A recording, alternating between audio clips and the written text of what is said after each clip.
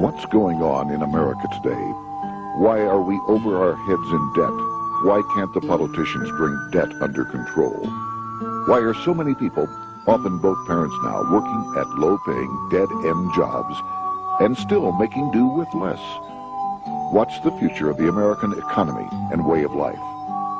Why does the government tell us inflation is low when the buying power of our paychecks is declining at an alarming rate?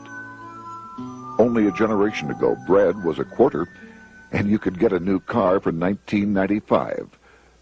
The problem is that since 1864, we've had a debt-based banking system.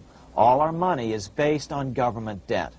We cannot extinguish government debt without extinguishing our money supply. That's why talk of paying off the national debt without reforming our banking system is an impossibility. That's why the solution does not lie in discussing the size of the national debt, rather it lies in reforming our banking system. This is the Federal Reserve headquarters in Washington. It sits on this very impressive address, right on Constitution Avenue, right across from the Lincoln Memorial. But is it federal? Is it really part of the United States government? Well, what we're about to show you is that there's nothing federal about the Federal Reserve, and there are no reserves. The name is a deception created back before the Federal Reserve Act was passed in 1913 to make Americans think that America's central bank operates in the public interest. The truth is that the Federal Reserve is a private bank owned by private stockholders and run purely for their private profit. That's exactly correct. The Fed is a privately owned for-profit corporation which, again, has no reserves, at least no reserves available to back up the Federal Reserve notes, which is our common currency. Oh, absolutely. The Federal Reserve is neither federal and has doubtful reserves. It's a private bank that is owned by member banks. And it was chartered under the guise of deceit by an act of Congress in 1913. If there's still any doubt whether the Federal Reserve is a part of the U.S. government, check your local telephone book. In most cities, it is not listed in the blue government pages. It is listed in the business white pages right next to Federal Express, another private company. But more directly, U.S. courts have ruled time and time again that the Fed is a private corporation. Why can't Congress do something about the Fed? Most members of Congress just don't understand the system, and the few who do are afraid to speak up. For example, initially a veteran congressman from Chicago asked us if he could be interviewed for this video.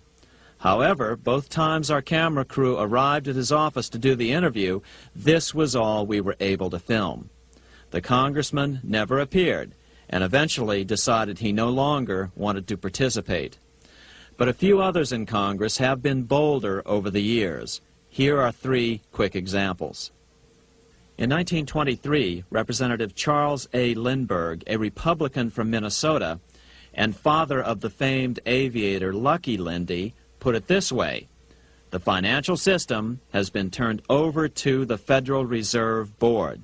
That board administers the finance system by authority of a purely profiteering group. The system is private, conducted for the sole purpose of obtaining the greatest possible profits from the use of other people's money. One of the most outspoken critics in Congress of the Fed was the former chairman of the House Banking and Currency Committee during the Great Depression years. Lewis T. McFadden, Republican of Pennsylvania, said in 1932, "We have in this country one of the most corrupt institutions the world has ever known. I refer to the Federal Reserve Board. This evil institution has impoverished the people of the United States and has practically bankrupted our government. It has done this through the corrupt practices of the moneyed vultures who control it." Senator Barry Goldwater was a frequent critic of the Fed. Most Americans have no real understanding of the operation of the international moneylenders. The accounts of the Federal Reserve System have never been audited. It operates outside the control of Congress and manipulates the credit of the United States. The Federal Reserve really even though it is not part of the federal government, it is more powerful than the federal government. It's more powerful than the president, the Congress, and the courts. Now, a lot of people challenge me on that, but let me prove my case. The Federal Reserve determines what the average person's car payment is going to be, what their house payment is going to be, and whether they have a job or not. And I submit to you that that's total control. And the Federal Reserve is the largest single creditor of the United States government. What does Proverbs tell us? The borrower is servant to the lender. What one has to understand is that from the day the Constitution was adopted right up to today, the folks who profit from privately owned central banks, as Madison called them, the money changers, have fought a running battle for control over who gets to print America's money. Why is who prints the money so important? Think of money as just another commodity. If you have a monopoly on a commodity that everyone needs, everyone wants, and nobody has enough of, there are lots of ways to make a profit, and also exert tremendous political influence. That's what this battle is all about. Throughout the history of the United States, the money power has gone back and forth between Congress and some sort of privately owned central bank. The Founding Fathers knew the evils of a privately owned central bank. First of all, they had seen how the privately owned British central bank, the Bank of England, had run up the British national debt to such an extent that Parliament had been forced to place unfair taxes on the American colonies. In fact, as we'll see later, Ben Franklin claimed that this was the real cause of the American Revolution. Most of the Founding Fathers realized the potential dangers of banking and feared bankers' accumulation of wealth and power. Jefferson put it this way: I sincerely believe that banking institutions are more dangerous to our liberties than standing armies. The issuing power should be taken from the banks and restored to the people to whom it properly belongs. That succinct statement of Jefferson is, in fact, the solution to all our economic problems today. It bears repeating. The issuing power should be taken from the banks and restored to the people to whom it properly belongs. James Madison, the main author of the Constitution, agreed. Interestingly, he called those behind the central bank scheme money changers. Madison strongly criticized their actions. History records that the money changers have used every form of abuse, intrigue, deceit, and violent means possible to maintain their control over governments by controlling money and its issuance. The battle over who gets to issue our money has been the pivotal issue throughout the history of the United States. Wars are fought over it, depressions are caused to acquire it. Yet after World War I, this battle was rarely mentioned in newspapers or history books. Why? By World War I, the money changers, with their dominant wealth, had seized control of most of the nation's press. Throughout U.S. history, this battle over who gets the power to issue our money has raged. In fact, it's changed hands back and forth 8 times since 1764. Yet this fact has virtually vanished from public view for over 3 generations behind a smokescreen emitted by Fed cheerleaders in the media. Until we stop talking about deficits and government spending and start talking about who controls how much money we have, it's all just a big shell game, a complete and utter deception. It won't matter if you pass an ironclad amendment to the Constitution mandating a balanced budget. Our situation is only going to get worse until we root out the cause at its source. What's the solution for our national problem? First of all, education. That's what this video presentation is all about. But secondly, we must act. We must take back the power to issue our own money. Issuing our own money is not a radical solution. I want to stress that. It's the same solution used at different points in U.S. history by men like Benjamin Franklin, Thomas Jefferson, Andrew Jackson, Martin Van Buren, and Abraham Lincoln. So, to sum it up, in 1913, Congress gave an independent central bank, deceptively named the Federal Reserve, a monopoly over issuing America's money. And the debt generated by this quasi-private corporation is what is killing the American economy. Though the Federal Reserve is now the most powerful central bank in the world, it was not the first. So where did this idea come from? To really understand the magnitude of the problem, we have to travel back to Europe. Just who are these money changers James Madison spoke of? In the Bible, 2,000 years ago, Jesus drove the money changers from the temple. It was the only time Jesus used force during his ministry. What were money changers doing in the temple?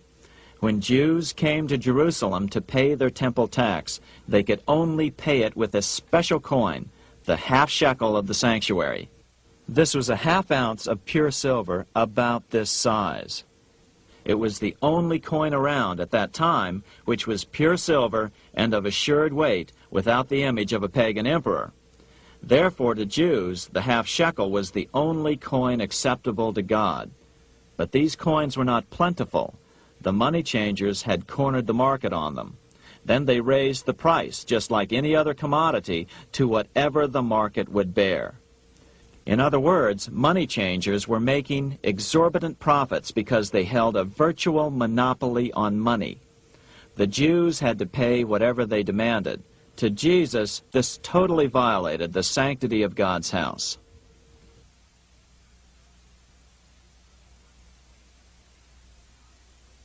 But the money-changing scam did not originate in Jesus' day. 200 years before Christ, Rome was having trouble with money changers. 2 early Roman emperors had tried to diminish the power of the money changers by reforming usury laws and limiting land ownership to 500 acres. They were both assassinated. In 48 BC, Julius Caesar took back the power to coin money from the money changers and minted coins for the benefit of all. With this new, plentiful supply of money, he built great public works projects. By making money plentiful, Caesar won the love of the common man. But the money changers hated him.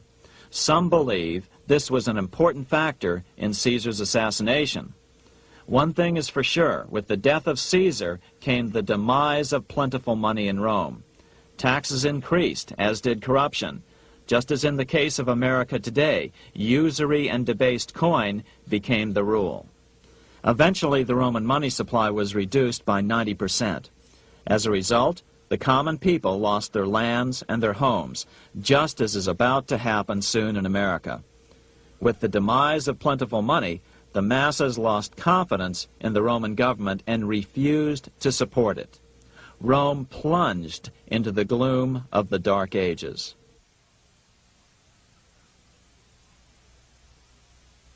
A 1,000 years after the death of Christ, money changers, those who loan out and manipulate the quantity of money, were active in medieval England. In fact, they were so active that acting together, they could manipulate the entire English economy. These were not bankers per se. The money changers generally were the goldsmiths. They were the first bankers because they started keeping other people's gold for safekeeping in their vaults. The first paper money was merely a receipt for gold left at the goldsmith. Paper money caught on because it was more convenient than carrying around a lot of heavy gold and silver coins. Eventually, goldsmiths noticed that only a small fraction of the depositors ever came in and demanded their gold at any one time. Goldsmiths started cheating on the system. They discovered that they could print more money than they had gold, and usually no one would be the wiser. Then they could loan out this extra money and collect interest on it. This was the birth of fractional reserve banking. That is, loaning out many times more money than you have assets on deposit. So, if $1,000 in gold were deposited with them, they could loan out about $10,000 in paper money and draw interest payments on it, and no one would ever discover the deception. By this means, goldsmiths gradually accumulated more and more wealth and used this wealth to accumulate more and more gold. Today, this practice of loaning out more money than there are reserves is known as fractional reserve banking. Every bank in the United States is allowed to loan out at least 10 times more money than they actually have. That's why they get rich on charging, let's say, 8% interest. It's not really 8% per year, which is their income. It's 80%. That's why bank buildings are always the largest in town. But does that mean that all interest or all banking should be illegal? Hardly. In the Middle Ages, canon law, the law of the Catholic Church, forbade charging interest on loans. This concept followed the teachings of Aristotle and St. Thomas Aquinas. They taught that the purpose of money was to serve the members of society, to facilitate the exchange of goods needed to lead a virtuous life. Interest, in their belief, hindered this purpose by putting an unnecessary burden on the use of money. In other words, interest was contrary to reason and justice. Reflecting church law in the Middle Ages, Europe forbade charging interest on loans and made it a crime called usury. As commerce grew, and therefore opportunities for investment arose in the late Middle Ages, it came to be recognized that to loan money had a cost for the lender, both in risk and in lost opportunity. So some charges were allowed, but not interest per se. But all moralists, no matter what religion, condemn fraud, oppression of the poor, and injustice as clearly immoral.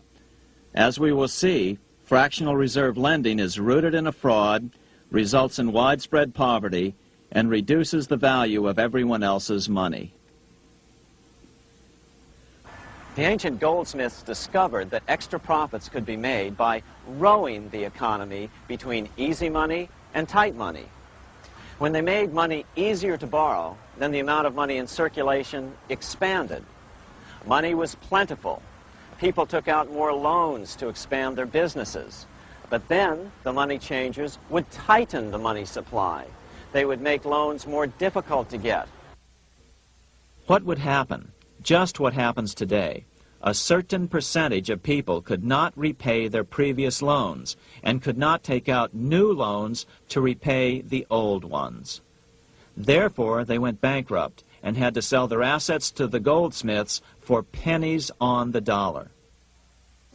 The same thing is still going on today.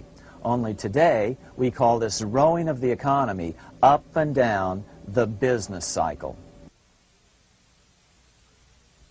Like Julius Caesar, King Henry I of England finally resolved to take the money power away from the goldsmiths about 1100 AD. Henry could have used anything as money, seashells, feathers, or even yak dung, as is often done in remote Tibetan provinces. But he invented one of the most unusual money systems in history. It was called the tally stick system. Here I have one of the few surviving examples of this form of British money, which lasted 726 years until 1826, a tally stick. The tally system was adopted to avoid the monetary manipulation of the goldsmiths. Tally sticks were money fabricated out of sticks of polished wood. Notches were cut along one edge of the stick to indicate the denominations. Then the stick was split lengthwise through the notches so that both pieces still had a record of the notches. The king kept one half to protect against counterfeiting. Then he would spend the other half into the economy and they would circulate as money. This particular tally stick is huge. It represented 25,000 pounds. One of the original stockholders in the Bank of England purchased his original shares with this stick. In other words, he bought shares in the world's richest and most powerful corporation with a stick of wood. It's ironic that after its formation in 1694, the Bank of England attacked the tally stick system because it was money outside the power of the money changers, just as King Henry had wanted it to be. Why do people accept sticks of wood for money? That's a great question. Throughout history, people traded anything they thought had value and used as money. You see, the secret is that money is only what people agree on to use as money. What's our paper money today? It's really just paper. But here's the trick. King Henry ordered that tally sticks had to be used to pay the king's taxes. This built-in demand for tally sticks immediately made them circulate and be accepted as money. And they worked well. In fact, no other form of money has worked so well for so long as tally sticks. Keep in mind, the British Empire was built under the tally stick system. The tally stick system succeeded despite the fact that the money changers constantly attacked it by offering the metal coin system as competition. In other words, metal coins never went completely out of circulation, but tally sticks hung on because they were good for the payment of taxes. Finally, in the 1500s, King Henry VIII relaxed the laws concerning usury, and the money changers wasted no time reasserting themselves. They quickly made their gold and silver money plentiful for a few decades. But when Queen Mary took the throne and tightened the usury laws again, the money changers renewed the hoarding of gold and silver coins, forcing the economy to plummet. When Queen Mary's sister, Queen Elizabeth I, took the throne, she was determined to regain control over English money. Her solution was to issue gold and silver coins from the public treasury and take the control over the money supply away from the money changers. Although control over money was not the only cause of the English Revolution in 1642, religious differences fueled the conflict. Monetary policy played a major role. Financed by the money changers, Oliver Cromwell finally overthrew King Charles, purged the Parliament, and put the king to death. The money changers were immediately allowed to consolidate their financial power. The result was that for the next 50 years, the money changers plunged Great Britain into a series of costly wars. They took over a square mile of property in the center of London, known as the City of London.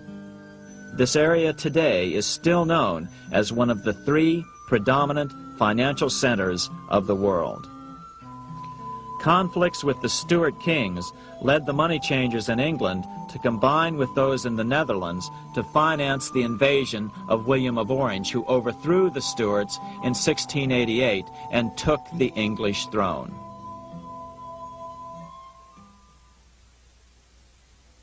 By the end of the 1600s, England was in financial ruin. 50 years of more or less continuous wars with France and Holland had exhausted her. Frantic government officials met with the money changers to beg for the loans necessary to pursue their political purposes. The price was high. A government-sanctioned, privately owned bank which could issue money created out of nothing. It was to be the modern world's first privately owned central bank, the Bank of England. Although it was deceptively called the Bank of England to make the general population think it was part of the government, it was not. Like any other private corporation, the Bank of England sold shares to get started. The investors, whose names were never revealed, were supposed to put up £1.25 million British pounds in gold coin to buy their shares in the bank, but only £750,000 was ever received. Despite that, the bank was duly chartered in 1694 and started out in the business of loaning out several times the money it supposedly had in reserves, all at interest. In exchange, the new bank would loan British politicians as much of the new currency as they wanted, as long as they secured the debt by direct taxation of the British people. So, legalization of the Bank of England amounted to nothing less than legal counterfeiting of a national currency for private gain. Unfortunately, nearly every nation now has a privately controlled central bank using the Bank of England as the basic model. Such is the power of these central banks that they soon take total control over a nation's economy. It soon amounts to nothing but a plutocracy rule by the rich. It would be like putting control of the army in the hands of the mafia. The danger of tyranny would be extreme. Yes, we need central banks. No, we do not need them in private hands. The central bank scam is really a hidden tax. The nation sells bonds to the central bank to pay for things it does not have the political will to raise taxes to pay for. But the bonds are purchased with money the central bank creates out of nothing. More money in circulation makes your money worth less.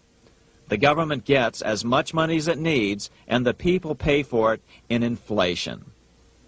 The beauty of the plan is that not one person in 1,000 can figure it out because it's usually hidden behind complex-sounding economics gibberish.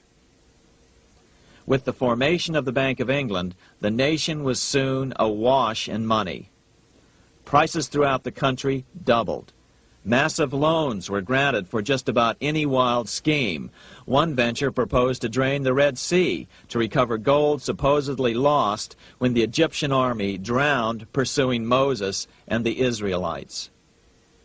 By 1698, government debt grew from the initial £1.25 million to £16 million.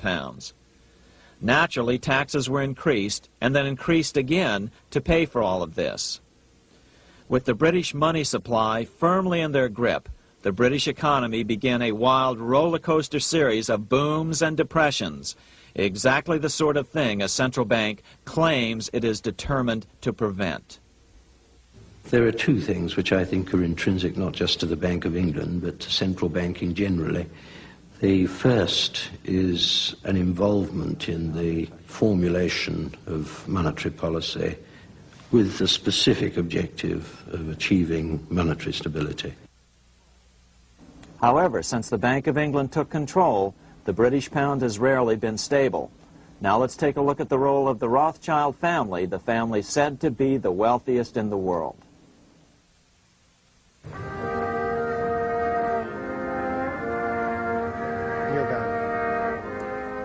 This is Frankfurt, Germany. 50 years after the Bank of England opened its doors, a goldsmith named Amschel Moses Bauer opened a coin shop, a counting house, in 1743. And over the door he placed a sign depicting a Roman eagle on a red shield. The shop became known as the Red Shield Firm, or in German, Rothschild. When his son, Amschel Meyer Bauer, inherited the business, he decided to change his name to Rothschild. Amschel soon learned that loaning money to governments and kings was more profitable than loaning to private individuals. Not only were the loans bigger, but they were secured by the nation's taxes. Mayer Rothschild had 5 sons. He trained them all in the skills of money creation, then sent them out to the major capitals of Europe to open branch offices of the family banking business. His first son, Amschel Meyer, stayed in Frankfurt to mind the hometown bank. His second son, Solomon, was sent to Vienna. His third son, Nathan, was clearly the most clever. He was sent to London at age 21 in 1798, 100 years after the founding of the Bank of England. His fourth son, Karl, went to Naples, and his fifth son, Jacob, went to Paris. In 1785, Mayer Amschel moved his entire family to this larger house, a 5-story dwelling he shared with the Schiff family. This house was known as the Green Shield. The Rothschilds and the Schiffs would play a central role in the rest of European financial history and in that of the United States. The Rothschilds broke into dealings with European royalty here at Wilhelmshof, the palace of the wealthiest man in Germany. In fact, the wealthiest monarch in all Europe, Prince William of Hesse-Kassel. At first, the Rothschilds were only helping William speculate in precious coins. But when Napoleon chased Prince William into exile, he sent £550,000, a gigantic sum at that time, to Nathan Rothschild in London with instructions for him to buy consols, British government bonds, also called government stock. But Rothschild used the money for his own purposes. With Napoleon on the loose, the opportunities of wartime investments were nearly limitless. William returned here sometime prior to the Battle of Waterloo in 1815. He summoned Rothschild and demanded his money back. The Rothschilds returned William's money with the interest the British consuls would have paid him had the investment actually been made. But the Rothschilds kept all the past profits they had made using William's money. Nathan Rothschild later bragged that in the 17 years he'd been in England, he'd increased his original £20,000 stake given to him by his father by 2,500 times. By cooperating within the family, the Rothschilds soon grew unbelievably wealthy. By the mid-1800s, they dominated all European banking and were certainly the wealthiest family in the world. They financed Cecil Rhodes, making it possible for him to establish a monopoly over the diamond and gold fields of South Africa. In America, they financed the Harrimans and railroads, the Vanderbilts and railroads and the press, and Carnegie in the steel industry, among many others. In fact, during World War I, J.P. Morgan was thought to be the richest man in America. But after his death, it was discovered that he was actually only a lieutenant of the Rothschilds. Once Morgan's will was made public, it was discovered that he owned only 19% of J.P. Morgan companies. By 1850, James Rothschild, the heir of the French branch of the family, was said to be worth 600 million French francs, 150 million more than all the other bankers in France put together. He built this mansion called Ferrier, just east of Paris. Wilhelm I, on seeing it, exclaimed, "Kings couldn't afford this. It could only belong to a Rothschild." Another 19th century French commentator put it this way: "There is but one power in Europe, and that is Rothschild." There is no evidence that their predominant standing in European or world finance has changed. Now let's take a look at the results the Bank of England had produced on the British economy and how that later was the root cause of the American Revolution.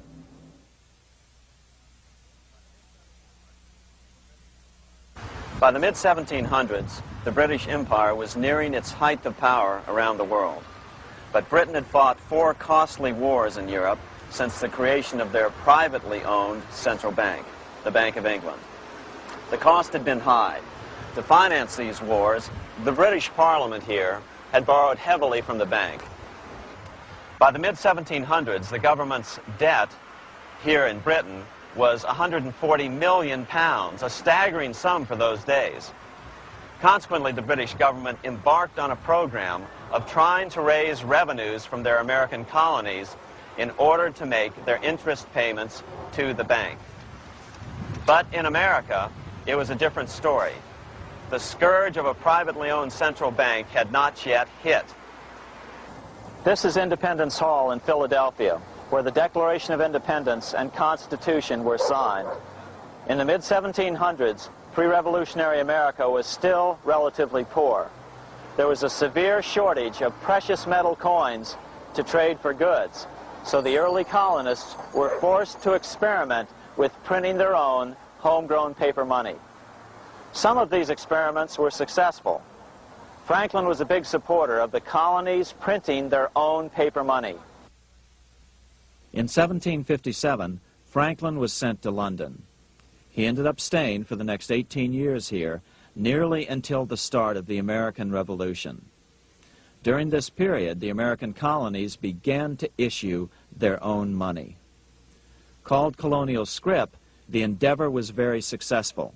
It provided a reliable medium of exchange, and it also helped to provide a feeling of unity between the colonies. Remember, colonial scrip was just paper money, debt-free money, printed in the public interest, and not backed by gold or silver coin. In other words, it was a totally fiat currency.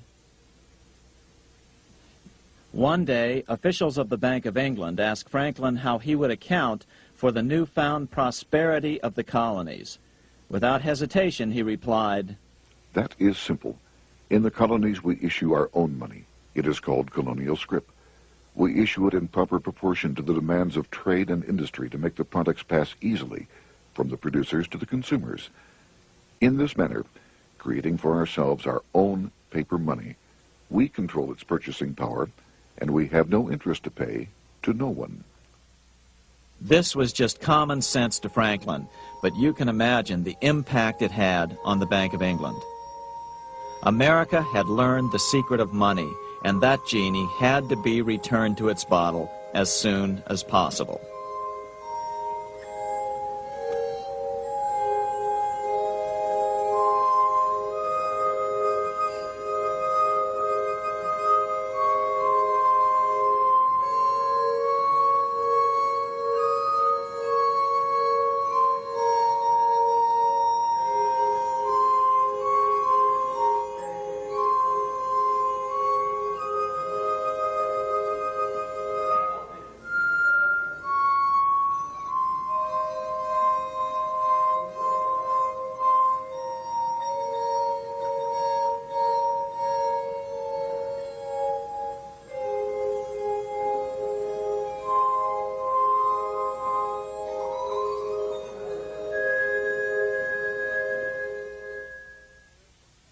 As a result, Parliament hurriedly passed the Currency Act of 1764.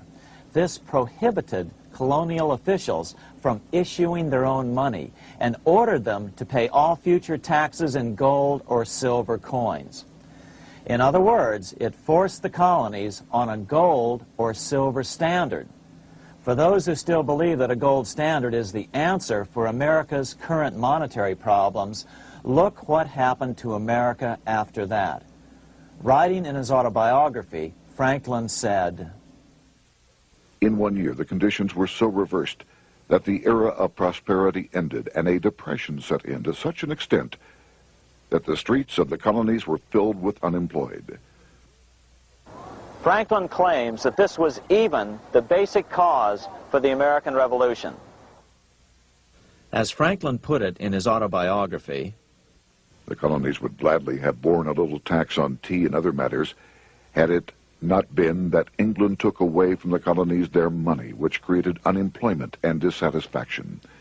The inability of the colonists to get the power to issue their own money permanently out of the hands of George III and the international bankers was the prime reason for the Revolutionary War." By the time the first shots were fired in Lexington, Massachusetts, on April 19, 1775, the colonies had been drained of gold and silver coin by British taxation. As a result, the Continental government had no choice but to print money to finance the war. At the start of the Revolution, the U.S. money supply stood at $12 million. By the end of the war, it was nearly $500 million. As a result, the currency was virtually worthless.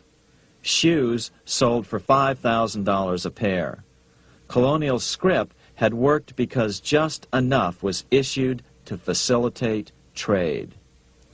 As George Washington lamented, "A wagon load of money will scarcely purchase a wagon load of provisions." Today, those who support a gold-backed currency point to this period during the Revolution to demonstrate the evils of a fiat currency. But remember, the same currency had worked so well 20 years earlier during times of peace that the Bank of England had Parliament outlaw it. Towards the end of the Revolution, the Continental Congress, meeting here at Independence Hall, grew desperate for money. In 1781, they allowed Robert Morris, their financial superintendent, to open a privately owned central bank. Incidentally, Morris was a wealthy man who had grown wealthier during the Revolution by trading in war materials. Called the Bank of North America, the new bank was closely modeled after the Bank of England. It was allowed to practice fractional reserve banking. That is, it could lend out money it didn't have, then charge interest on it. If you or I were to do that, we would be charged with fraud, a felony. The bank's charter called for private investors to put up $400,000 worth of initial capital. But when Morris was unable to raise the money, he brazenly used his political influence to have gold deposited in the bank, which had been loaned to America by France. He then loaned this money to himself and his friends to reinvest in shares of the bank. And, like the Bank of England, the bank was given a monopoly over the national currency. Soon the dangers became clear. The value of American currency continued to plummet. So, 4 years later, in 1785, the bank's charter was not renewed. The leader of the effort to kill the bank, William Findley of Pennsylvania, explained the problem this way, quote, "This institution, having no principle but that of avarice, will never be varied in its object, to engross all the wealth, power, and influence of the state." The men behind the Bank of North America, Alexander Hamilton, Robert Morris, and the bank's president, Thomas Whiling, did not give up. Only 6 years later, Hamilton, then Secretary of the Treasury, and his mentor, Morris, rammed a new privately owned central bank through the new Congress. Called the first bank of the United States, Thomas Whiling again served as the bank's president. The players were the same, only the name of the bank was changed.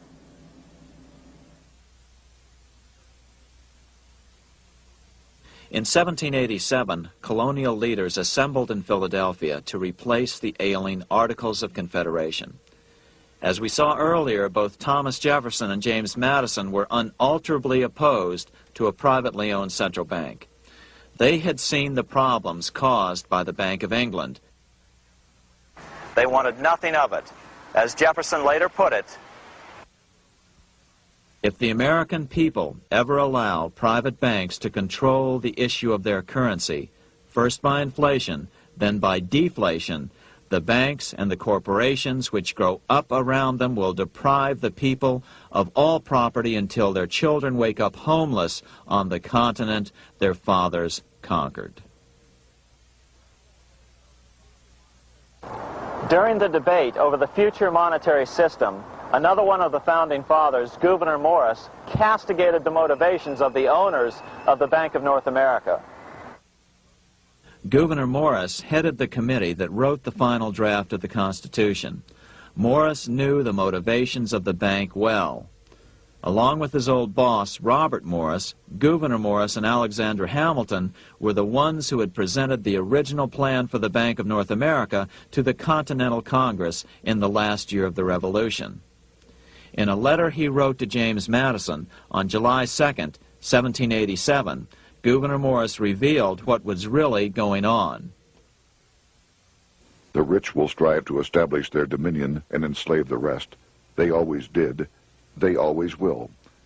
They will have the same effect here as elsewhere if we do not, by the power of government, keep them in their proper spheres." Despite the defection of Gouverneur Morris from the ranks of the bank, Hamilton, Robert Morris, Thomas Whiling, and their European backers were not about to give up. They convinced the bulk of the delegates to the Constitutional Convention to not give Congress the power to issue paper money. Most of the delegates were still reeling from the wild inflation of the paper currency during the Revolution. They had forgotten how well colonial scrip had worked before the war. But the Bank of England had not. The money changers could not stand to have America printing her own money again. So the Constitution is silent on the matter. This grievous defect left the door wide open for the money changers, just as they had planned.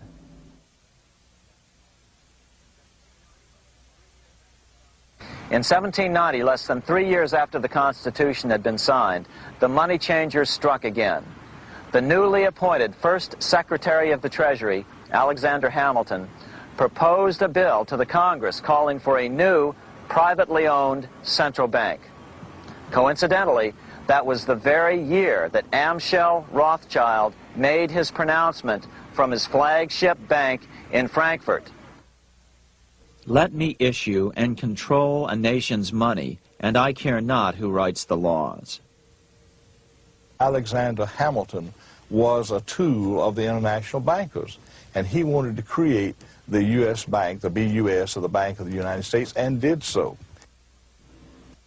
Interestingly, one of Hamilton's first jobs after graduating from law school in 1782 was as an aide to Robert Morris, the head of the Bank of North America. In fact, the year before, Hamilton had written Morris a letter saying, "A national debt, if it is not excessive, will be to us a national blessing." A blessing to whom? After a year of intense debate, in 1791, Congress passed the bill and gave it a 20-year charter. The new bank was to be called the First Bank of the United States, or BUS. Here we are in front of the First Bank of the United States in Philadelphia. The bank was given a monopoly on printing U.S. currency, even though 80% of its stock would be held by private investors. The other 20% would be purchased by the U.S. government. But the reason was not to give the government a piece of the action. It was to provide the capital for the other 80% owners. As with the old Bank of North America and the Bank of England before that, the stockholders never paid the full amount for their shares. The U.S. government put up their initial $2 million in cash. Then the bank, through the old magic of fractional reserve lending, made loans to its charter investors so they could come up with the remaining $8 million of capital needed for this risk-free investment. Like the Bank of England, the name of the Bank of the United States was deliberately chosen to hide the fact that it was privately controlled. And like the Bank of England, the names of the investors in the bank were never revealed. Many years later, it was a common saying that the Rothschilds were the power behind the old Bank of the United States. The bank was sold to Congress as a way to bring stability to the banking system and eliminate inflation. So what happened? Over the first 5 years, the U.S. government borrowed $8.2 million from the Bank of the United States. In the same 5-year period, prices rose by 72%. Jefferson, as the new Secretary of State, watched the borrowing with sadness and frustration, unable to stop it. I wish it were possible to obtain a single amendment to our Constitution, taking from the federal government the power of borrowing. Millions of Americans feel the same way today. They watch in helpless frustration as the federal government borrows the American economy into oblivion. So, although it was called the First Bank of the United States, it was not the first attempt at a privately owned central bank in this country. As with the Bank of North America, the government put up most of the cash to get this private bank going, then the bankers loaned the money to each other to buy the remaining stock in the bank. It was a scam, plain and simple, and they wouldn't be able to get away with it for long. But first, we have to travel back to Europe to see how a single man was able to manipulate the entire British economy by obtaining the first news of Napoleon's final defeat.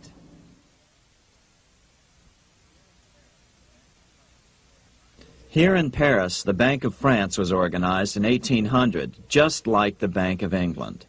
But Napoleon decided France had to break free of debt, and he never trusted the Bank of France. He declared that when a government is dependent upon bankers for money, the bankers, not the leaders of the government, are in control. The hand that gives is above the hand that takes. Money has no motherland. Financiers are without patriotism and without decency. Their sole object is gain. Back in America, unexpected help was about to arrive. In 1800, Thomas Jefferson narrowly defeated John Adams to become the third president of the United States. By 1803, Jefferson and Napoleon had struck a deal. The U.S. would give Napoleon $3 million in gold in exchange for a huge chunk of territory west of the Mississippi River, the Louisiana Purchase. With that $3 million, Napoleon quickly forged an army and set off across Europe, conquering everything in his path. But the Bank of England quickly rose to oppose him. They financed every nation in his path, reaping the enormous profits of war. Prussia, Austria, and finally Russia all went heavily into debt in a futile attempt to stop Napoleon. 4 years later, with the main French army in Russia, 30-year-old Nathan Rothschild, the head of the London office of the Rothschild family, personally took charge of a bold plan to smuggle a much-needed shipment of gold right through France to finance an attack by the Duke of Wellington from Spain. Nathan later bragged at a dinner party in London that it was the best business he'd ever done. Little did he know that he would do much better business in the near future. Wellington's attacks from the south and other defeats eventually forced Napoleon to abdicate, and Louis XVIII was crowned king. Napoleon was exiled to Elba, a tiny island off the coast of Italy, supposedly exiled from France forever. While Napoleon was in exile on Elba, temporarily defeated by England with the financial help of the Rothschilds, America was trying to break free of its central bank as well.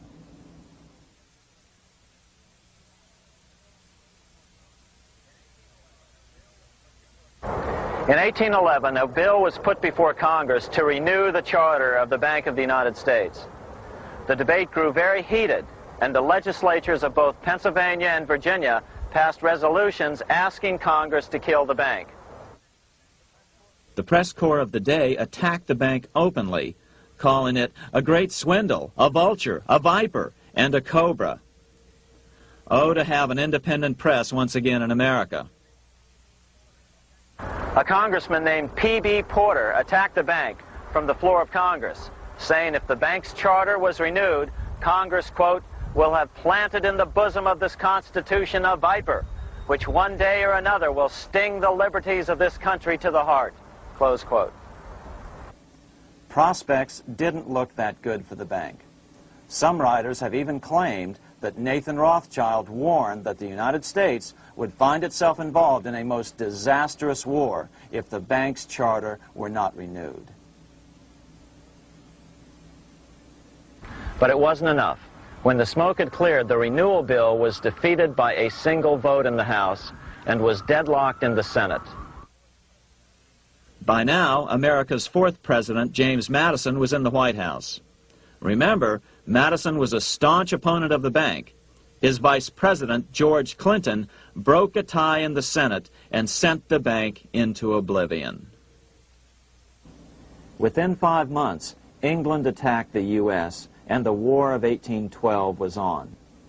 But the British were still busy fighting Napoleon, and so the War of 1812 ended in a draw in 1814. Though the money changers were temporarily down, they were far from out. It would take them only another 2 years to bring back their bank bigger and stronger than ever.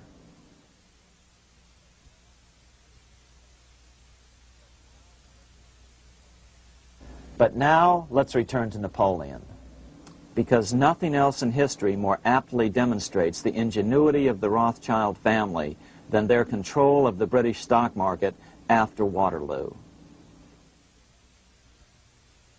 In 1815, a year after the end of the War of 1812 in America, Napoleon escaped his exile and returned to Paris.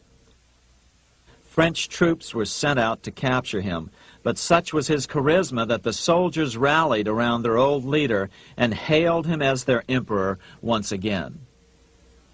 In March of 1815, Napoleon equipped an army which Britain's Duke of Wellington defeated less than 90 days later at Waterloo.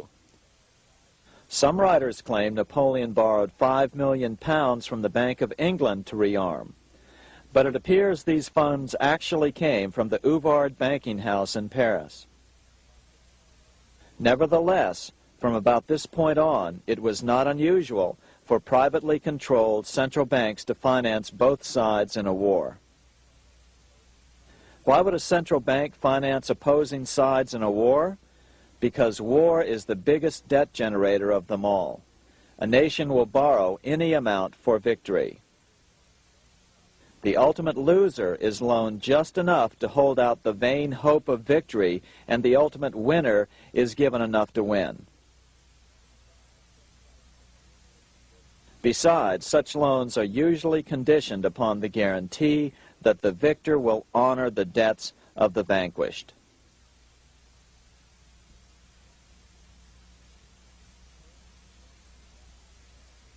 This is the Waterloo battlefield about 200 miles northeast of Paris in what today is Belgium.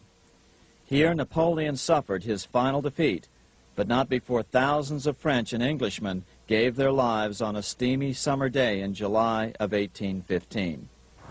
Right over there, on June 18, 1815, 74,000 French troops met 67,000 troops from Britain and other European nations. The outcome was certainly in doubt. In fact, had Napoleon attacked a few hours earlier, he would probably have won the battle.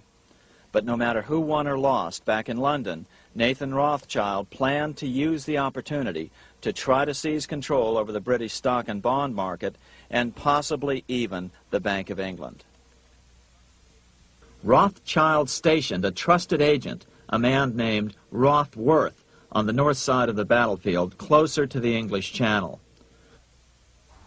Once the battle had been decided, Rothworth took off for the Channel. He delivered the news to Nathan Rothschild a full 24 hours before Wellington's own courier. Rothschild hurried to the stock market and took up his usual position in front of an ancient pillar. All eyes were on him. The Rothschilds had a legendary communications network. If Wellington had been defeated and Napoleon was loose on the continent again, Britain's financial situation would become grave indeed. Rothschild looked saddened. He stood there motionless, eyes downcast. Then suddenly he began selling. Other nervous investors saw that Rothschild was selling. It could only mean one thing. Napoleon must have won, Wellington must have lost. The market plummeted. Soon everyone was selling their consols, their British government bonds, and prices dropped sharply. But then Rothschild started secretly buying up the consols through his agents for only a fraction of their worth hours before. Myths, legends, you say? 100 years later, the New York Times ran a story which said that Nathan's grandson had attempted to secure a court order to suppress a book with this stock market story in it. The Rothschild family claimed the story was untrue and libelous, but the court denied the Rothschilds' request and ordered the family to pay all court costs. What's even more interesting about this story is that some authors claim that the day after the Battle of Waterloo, in a matter of hours, Nathan Rothschild came to dominate not only the bond market, but the Bank of England as well. Whether or not the Rothschild family seized control of the Bank of England, the first privately owned central bank in a major European nation and the wealthiest, one thing is certain. By the mid-1800s, the Rothschilds were the richest family in the world, bar none. They dominated the new government bond markets and branched into other banks and industrial concerns. In fact, the rest of the 19th century was known as the Age of the Rothschilds. Despite this overwhelming wealth, the family has generally cultivated an aura of invisibility. Although the family controls scores of industrial, commercial, mining, and tourist corporations, only a handful bear the Rothschild name. By the end of the 19th century, one expert estimated that the Rothschild family controlled half the wealth of the world. Whatever the extent of their vast wealth, it is reasonable to assume that their percentage of the world's wealth has increased since then. But since the turn of the century, the Rothschilds have cultivated the notion that their power has somehow waned even as their wealth increases.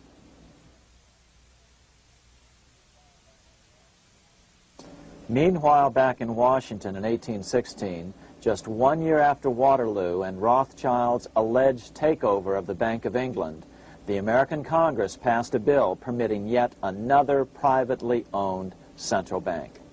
This bank was called the Second Bank of the United States. The new bank's charter was a copy of the previous banks. The U.S. government would own 20% of the shares of the bank. Of course, the federal share was paid by the Treasury up front into the bank's coffers. Then, through the magic of fractional reserve lending, it was transformed into loans to private investors who then bought the remaining 80% of the shares. Just as before, the primary stockholders remained a secret. But it is known that the largest block of shares, about 1/3 of the total, were sold to foreigners. As one observer put it, it is certainly no exaggeration to say that the Second Bank of the United States was rooted as deeply in Britain as it was in America. So, by 1816, some authors claim the Rothschilds had taken control over the Bank of England and backed a new privately owned central bank in America as well.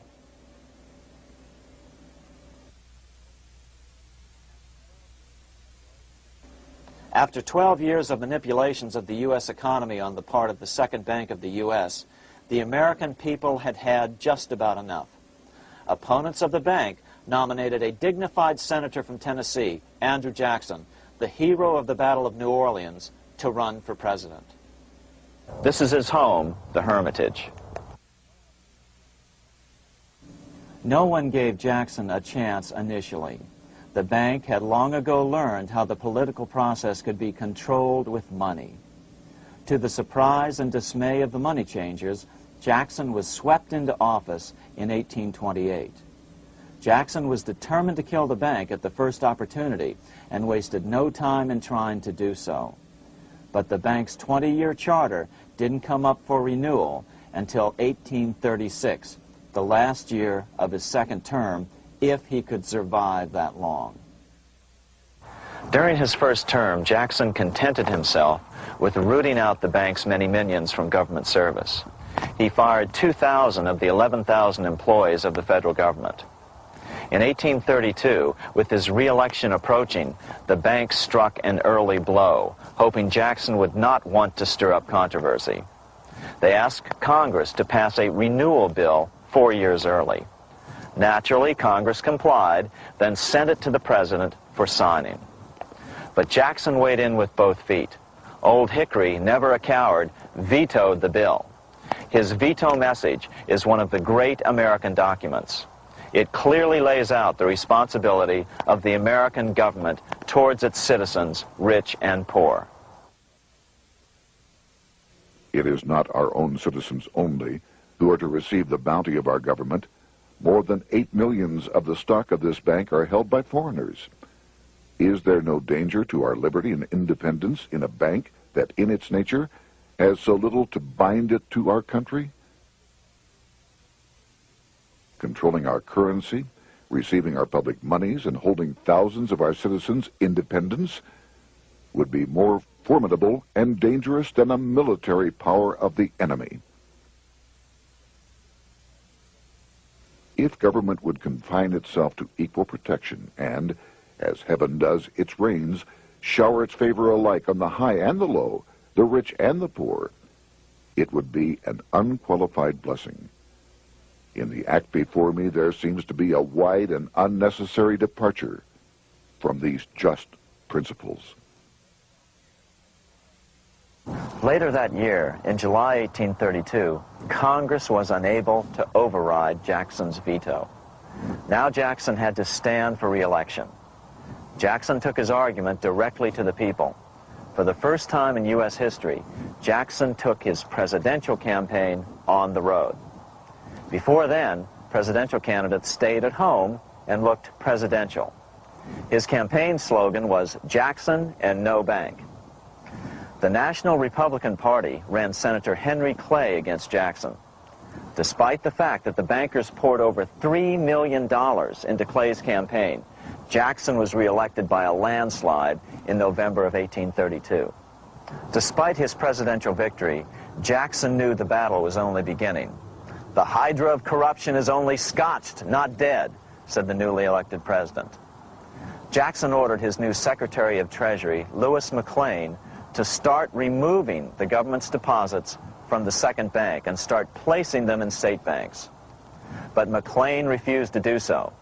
Jackson fired him and appointed William J. Duane as the new Secretary of the Treasury. Duane also refused to comply with the president's requests, and so Jackson fired him as well, and then appointed Roger B. Taney to the office. Taney did withdraw government funds from the bank starting on October 1st, 1833. Jackson was jubilant. "I have it chained. I'm ready with screws to draw every tooth and then the stumps." But the bank was not yet done fighting. Its head, Nicholas Biddle, used his influence to get the Senate to reject Taney's nomination. Then, in a rare show of arrogance, Biddle threatened to cause a depression if the bank was not rechartered. This worthy president thinks that because he has scalped Indians and imprisoned judges, he is to have his way with the bank. He is mistaken. Next, in an unbelievable fit of honesty for a central banker, Biddle admitted that the bank was going to make money scarce to force Congress to restore the bank. Nothing but widespread suffering will produce any effect on Congress. Our only safety is in pursuing a steady course of firm restriction, and I have no doubt that such a course will ultimately lead to restoration of the currency and the recharter of the bank. What a stunning revelation. Here was the pure truth, revealed with shocking clarity. Biddle intended to use the money contraction power of the bank to cause a massive depression until America gave in. Unfortunately, this has happened time and time again throughout U.S. history and is about to happen again in today's world. Nicholas Biddle made good on his threat. The bank sharply contracted the money supply by calling in old loans and refusing to extend new ones. A financial panic ensued, followed by a deep depression.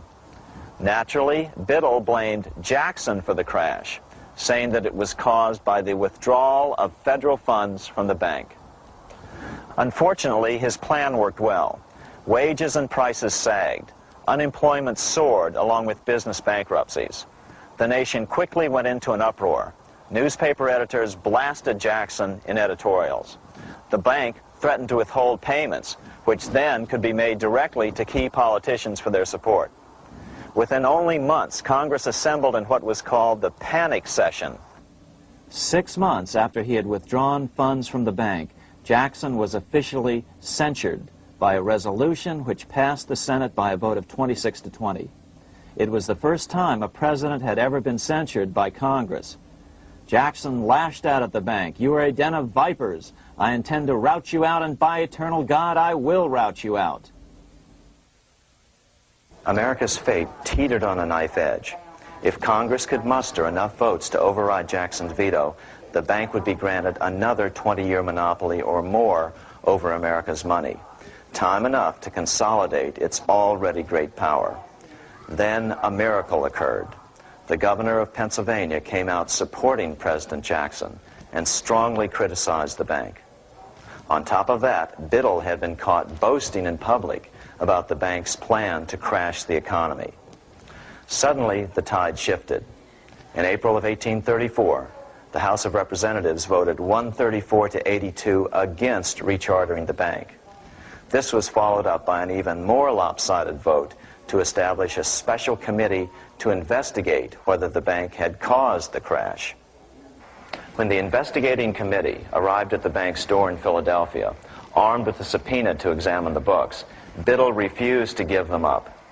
Nor would he allow inspection of correspondence with congressmen relating to their personal loans and advances he'd made to them. He also refused to testify before the committee back in Washington. On January 8, 1835, Jackson paid off the final installment on the national debt, which had been necessitated by allowing the banks to issue currency for government bonds rather than simply issuing treasury notes without such debt.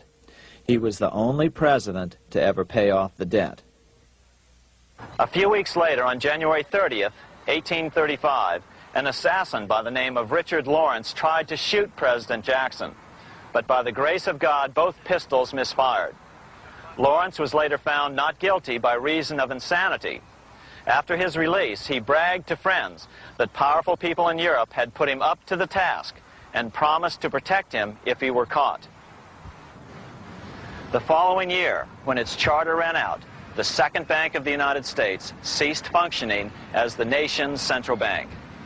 Biddle was later arrested and charged with fraud.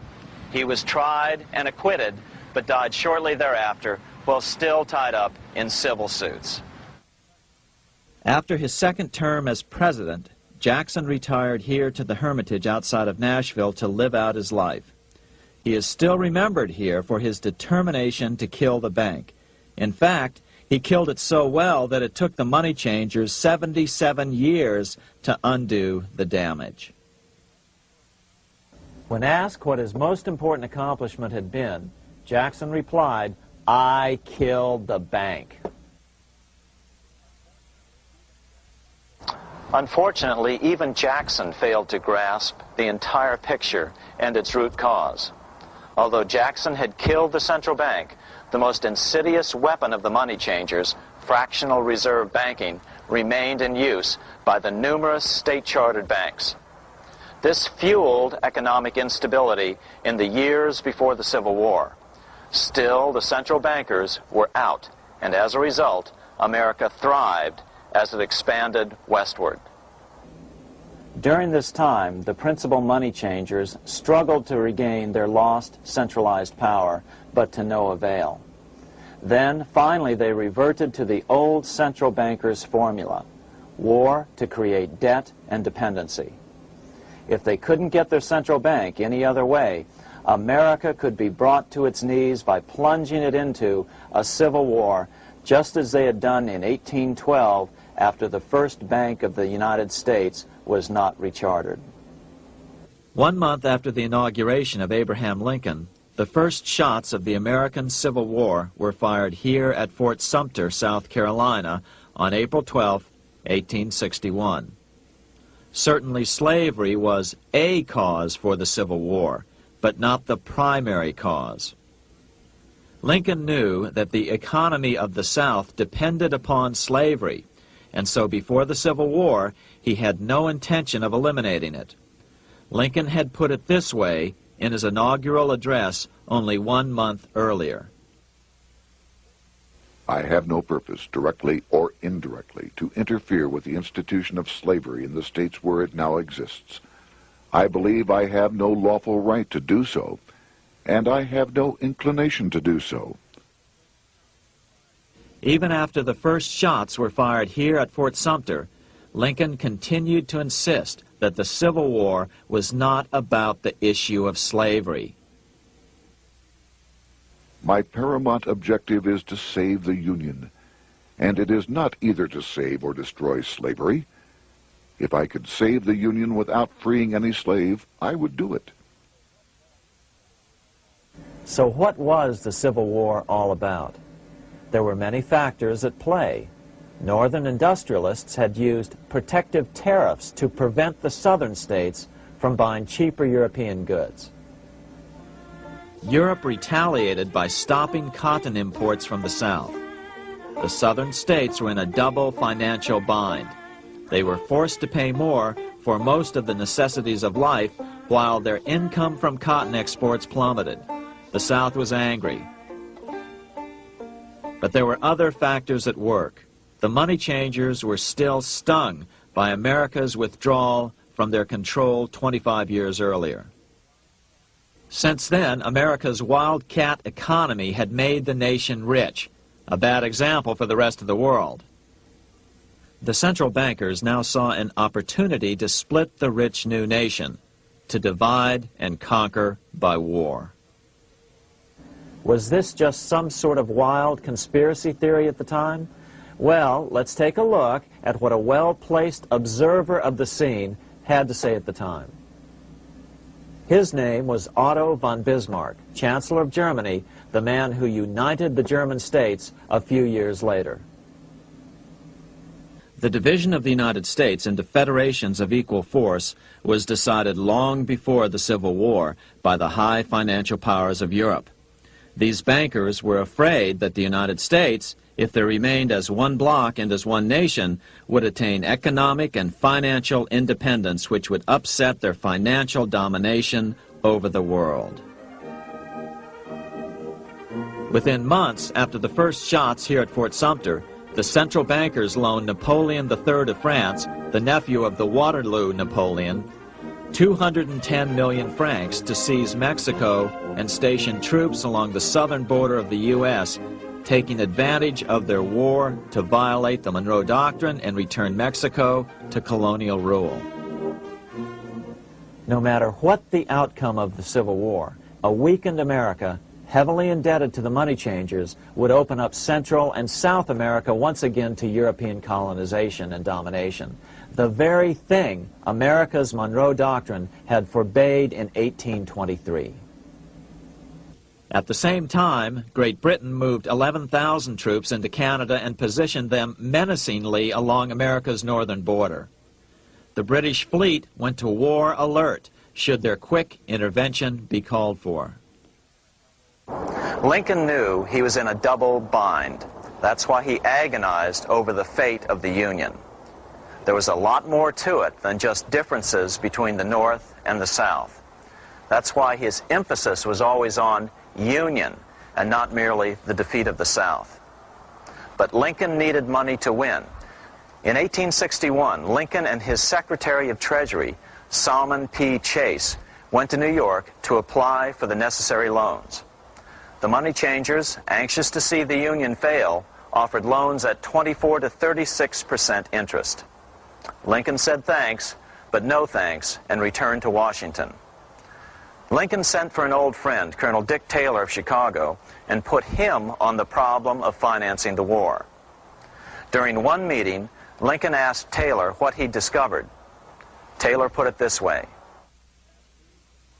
Why, Lincoln, that is easy. Just get Congress to pass a bill authorizing the printing of full legal tender treasury notes, and pay your soldiers with them, and go ahead and win your war with them also. When Lincoln asked if the people of the United States would accept the notes, Taylor said, "The people, or anyone else, will not have any choice in the matter if you make them full legal tender. They will have the full sanction of the government and be just as good as any money, as Congress is given that express right by the Constitution." So that's exactly what Lincoln did. In 1862-63, he printed up $450 million worth of the new bills. In order to distinguish them from other banknotes in circulation, he printed them in green ink on the back side. That's why the notes were called greenbacks. With this new money, Lincoln paid the troops and bought their supplies. During the course of the war, nearly $450 million worth of greenbacks were printed at no interest to the federal government. Lincoln understood who was really pulling the strings and what was at stake for the American people. This is how he explained his rationale. The government should create, issue, and circulate all the currency and credit needed to satisfy the spending power of the government and the buying power of consumers. The privilege of creating and issuing money is not only the supreme prerogative of government, but it is the government's greatest creative opportunity. By the adoption of these principles, the taxpayers will be saved immense sums of interest. Money will cease to be master and become the servant of humanity. A truly incredible editorial in the London Times explained the central bankers' attitude towards Lincoln's greenbacks. If this mischievous financial policy, which has its origins in North America, shall become indurated down to a fixture, then That government will furnish its own money without cost. It will pay off debts and be without debt. It will have all the money necessary to carry on its commerce. It will become prosperous without precedent in the history of the world. The brains and wealth of all countries will go to North America. That country must be destroyed, or it will destroy every monarchy on the globe.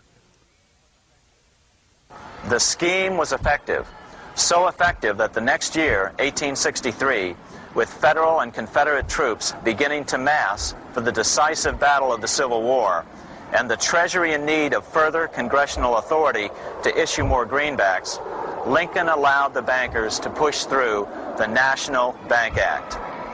These new national banks would operate under a virtual tax-free status and collectively had the exclusive monopoly power to create the new form of money, banknotes.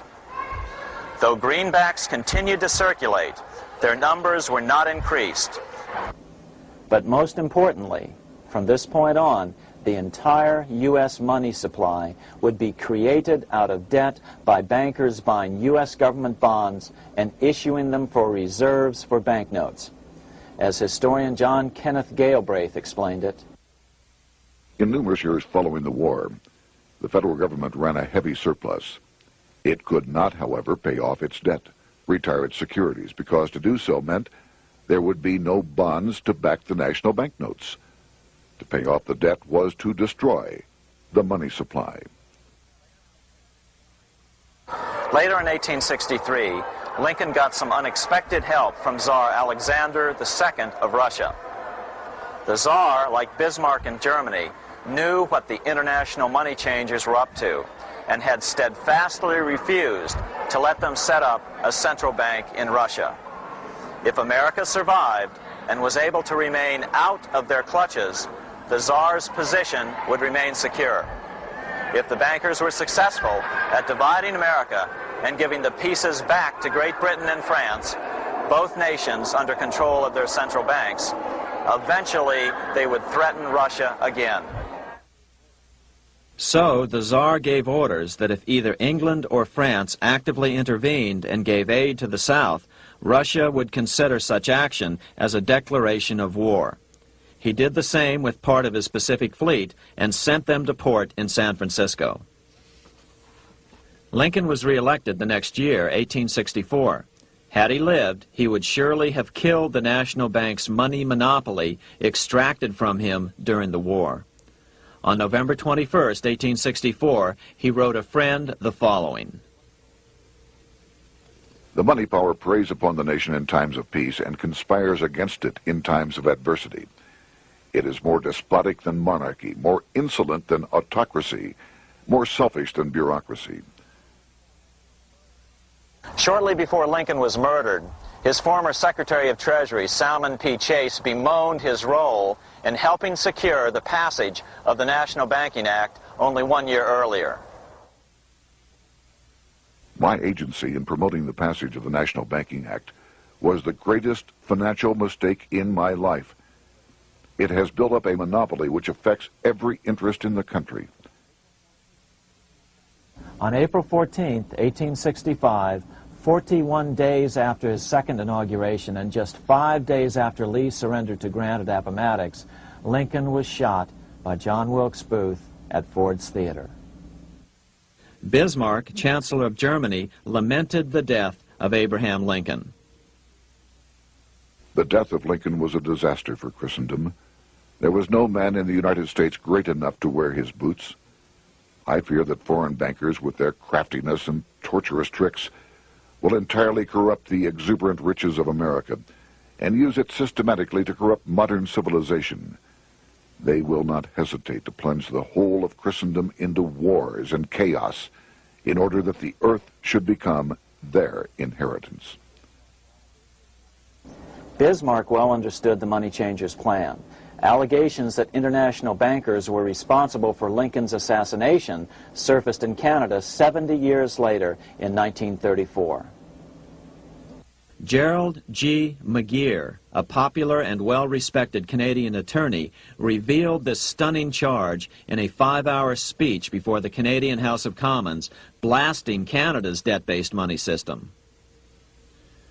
Remember, it was 1934, the height of the Great Depression, which was ravaging Canada as well. McGeer had obtained evidence deleted from the public record, provided to him by Secret Service agents at the trial of John Wilkes Booth, after Booth's death. McGeer said it showed that Booth was a mercenary working for the international bankers. According to an article in the Vancouver Sun of May 2nd, 1934, Abraham Lincoln, the martyred emancipator of the slaves, was assassinated through the machinations of a group representative of the international bankers who feared the United States President's national credit ambitions. There was only one group in the world at that time who had any reason to desire the death of Lincoln. They were the men opposed to his national currency program and who had fought him throughout the whole Civil War on his policy of greenback currency. Interestingly, McGeer claimed that Lincoln was assassinated not only because international bankers wanted to reestablish a central bank in America, but because they also wanted to base America's currency on gold. Gold they controlled. In other words, put America on a gold standard. Lincoln had done just the opposite by issuing U.S. notes, greenbacks, which were based purely on the good faith and credit of the United States.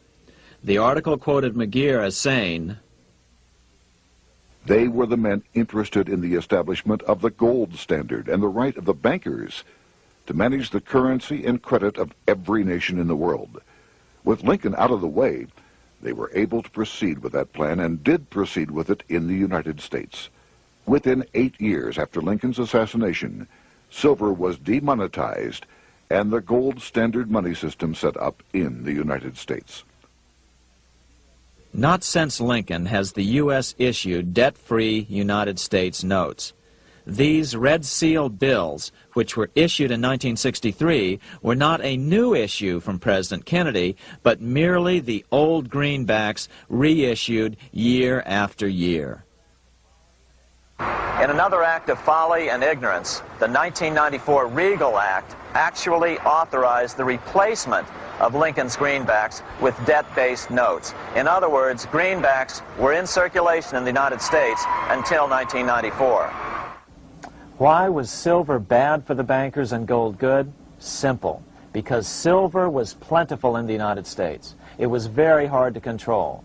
Gold was, and always has been, scarce. Throughout history, it has been relatively easy to monopolize gold, but silver has historically been 15 times more plentiful. With Lincoln out of the way, the money changers' next objective was to gain complete control over America's money. This was no easy task. With the opening of the American West, silver had been discovered in huge quantities. On top of that, Lincoln's greenbacks were generally popular. Despite the European central bankers' deliberate attacks on greenbacks, they continued to circulate in the United States, in fact, until a few years ago.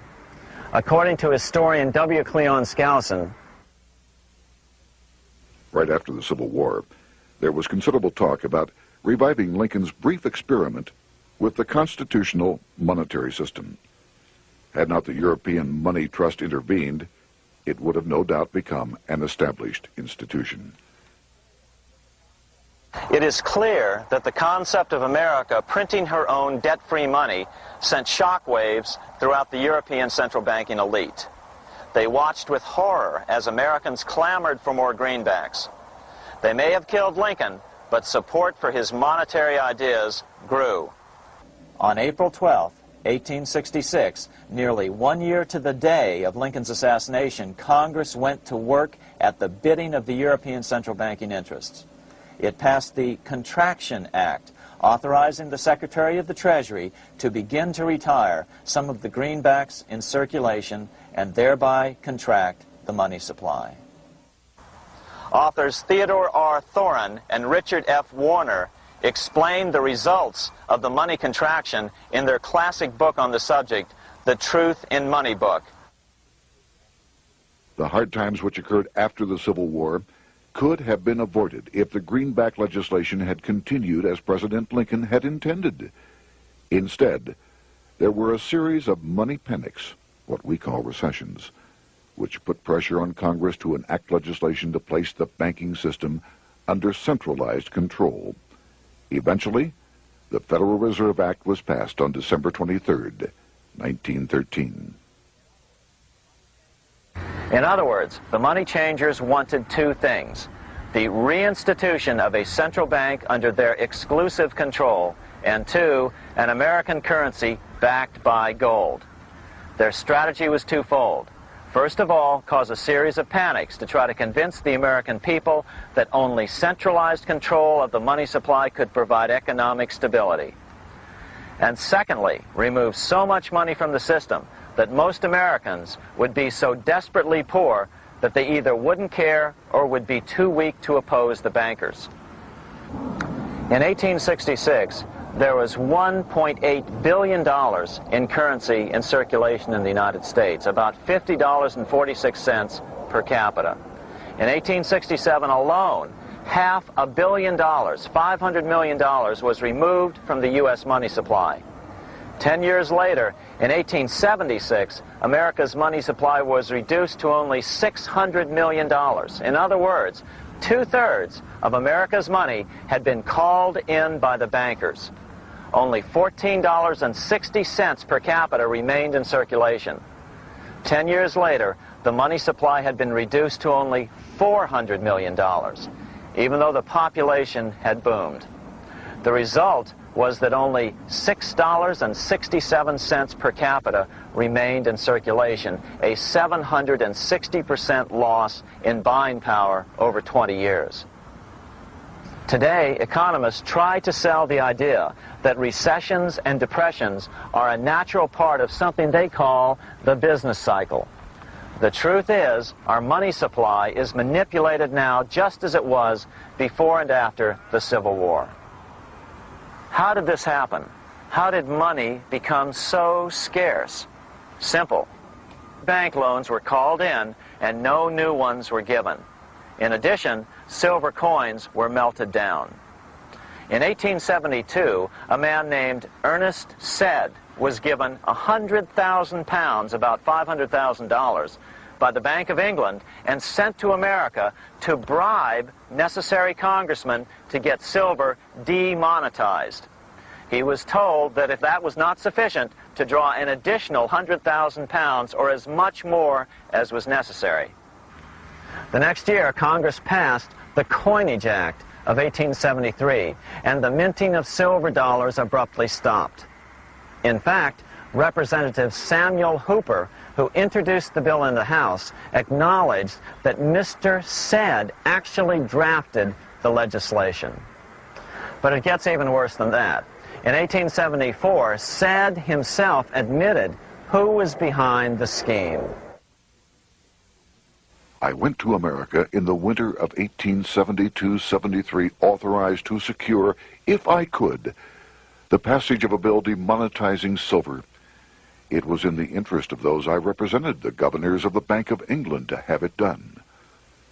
By 1873, gold coins were the only form of coin money. But the contest over control of America's money was not yet over. Only 3 years later, in 1876, with 1/3 of America's workforce unemployed, the population was growing restless. People were clamoring for a return to the greenback money system of President Lincoln, or a return to silver money, anything that would make money more plentiful. That year, Congress created the United States Silver Commission to study the problem. Their report clearly blamed the monetary contraction on the national bankers. The report is interesting because it compares the deliberate money contraction by the national bankers after the Civil War to the fall of the Roman Empire. The disaster of the Dark Ages was caused by decreasing money and falling prices. Without money, civilization could not have had a beginning, and with a diminishing supply, it must languish, and unless relieved, finally perish.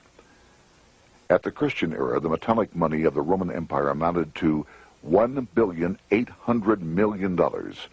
By the end of the 15th century, it had shrunk to less than $200 million. History records no other such disastrous transition as that from the Roman Empire to the Dark Ages.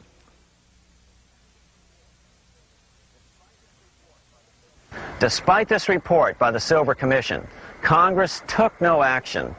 The next year, 1877, riots broke out from Pittsburgh to Chicago. The torches of starving vandals lit up the sky. The bankers huddled to decide what to do. They decided to hang on. Now that they were back in control to a certain extent, they were not about to give it up. At the meeting of the American Bankers Association that year, they urged their membership to do everything in their power to put down the notion of a return to greenbacks. The ABA Secretary, James Buell, authored a letter to the members which blatantly called on the banks to subvert not only Congress, but the press. It is advisable to do all in your power to sustain such prominent daily and weekly newspapers, especially the agricultural and religious press, as will oppose the greenback issue of paper money, and that you will also withhold patronage from all applicants who are not willing to oppose the government issue of money. To repeal the act creating banknotes or to restore to circulation the government issue of money will be to provide the people with money and will therefore seriously affect our individual profits as bankers and lenders. See your congressman at once and engage him to support our interest that we may control legislation. As political pressure mounted in Congress for change, the press tried to turn the American people away from the truth. The New York Tribune put it this way on January 10th, 1878. "The capital of the country is organized at last, and we will see whether Congress will dare to fly in its face." But it didn't work entirely. On February 28, 1878, Congress passed the Sherman Law, allowing the minting of a limited number of silver dollars, ending the 5-year hiatus. This did not end gold backing of the currency, however, nor did it completely free silver. Previous to 1873, anyone who brought silver to the U.S. Mint could have it struck into silver dollars free of charge. No longer. But at least some money began to flow back into the economy again.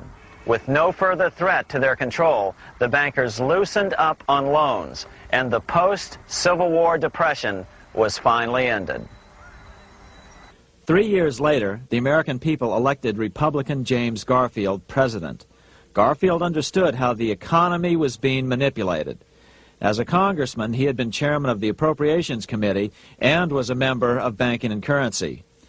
After his inauguration, he slammed the money changers publicly in 1881. Whoever controls the volume of money in any country is absolute master of all industry and commerce. And when you realize that the entire system is very easily controlled, one way or another, by a few powerful men at the top, you will not have to be told how periods of inflation and depression originate. Unfortunately, within a few weeks of making this statement, on July 2nd of 1881, President Garfield was assassinated.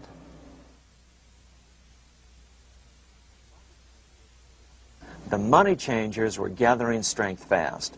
They began a periodic fleecing of the flock, as they called it, by creating economic booms followed by further depressions so they could buy up thousands of homes and farms for pennies on the dollar. In 1891, the money changers prepared to take the American economy down again, and their methods and motives were laid out with shocking clarity in a memo sent out by the American Bankers Association, the ABA, an organization in which most bankers were members. Notice that this memo called for bankers to create a depression on a certain date 3 years in the future. According to the congressional record, here's how it read in part.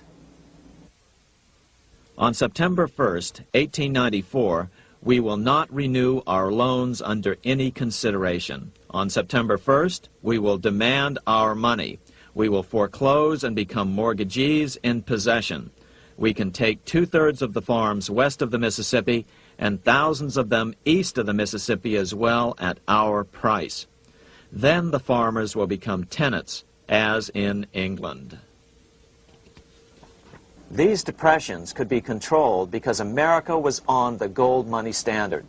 Since gold is scarce, it's one of the easiest commodities to manipulate. People wanted silver money legalized again so they could escape the stranglehold the money changers had on gold money. People wanted silver money reinstated, reversing Mr. Said's Act of 1873, by then called the Crime of 73. By 1896, the issue of more silver money had become the central issue in the presidential campaign. William Jennings Bryan, a senator from Nebraska, ran for president as a Democrat on the free silver issue. At the Democratic National Convention in Chicago, he made an emotional speech which won him the nomination, entitled Crown of Thorns and Cross of Gold. Though Bryan was only 36 years old at the time, this speech is widely regarded as the most famous oration ever made before a political convention. In the dramatic conclusion, Bryan said, "We will answer their demand for a gold standard by saying to them, you shall not press down upon the brow of labor this crown of thorns. You shall not crucify mankind upon a cross of gold." The bankers lavishly supported the Republican candidate, William McKinley, who favored the gold standard. The resulting contest was amongst the most fiercely contested presidential races in American history. Bryan made over 600 speeches in 27 states. The McKinley campaign got manufacturers and industrialists to inform their employees that if Bryan were elected, all factories and plants would close and there would be no work. The ruse succeeded. McKinley beat Bryan by a small margin. Bryan ran for president again in 1900 and in 1908, but fell short each time. During the 1912 Democratic Convention, Bryan was a powerful figure who helped Woodrow Wilson win the nomination. When Wilson became president, he appointed Bryan as Secretary of State, but Bryan soon became disenchanted with the Wilson administration. Bryan served only 2 years in the Wilson administration before resigning in 1915 over the highly suspicious sinking of the Lusitania, the event which was used to drive America into World War I. Although William Jennings Bryan never gained the presidency, his efforts delayed the money changers for 17 years from attaining their next goal, a new, privately owned central bank for America.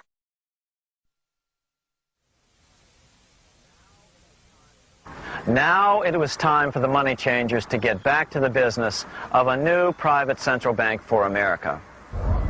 During the early 1900s, men like J.P. Morgan led the charge. One final panic would be necessary to focus the nation's attention on the supposed need for a central bank. The rationale was that only a central bank can prevent bank failures. Morgan was clearly the most powerful banker in America, and a suspected agent for the Rothschilds.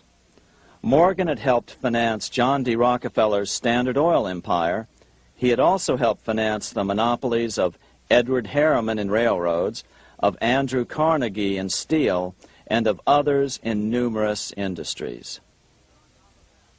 But on top of that, J.P. Morgan's father, Junius Morgan, had been America's financial agent to the British. After his father's death, J.P. Morgan took on a British partner, Edward Grenfell, a longtime director of the Bank of England.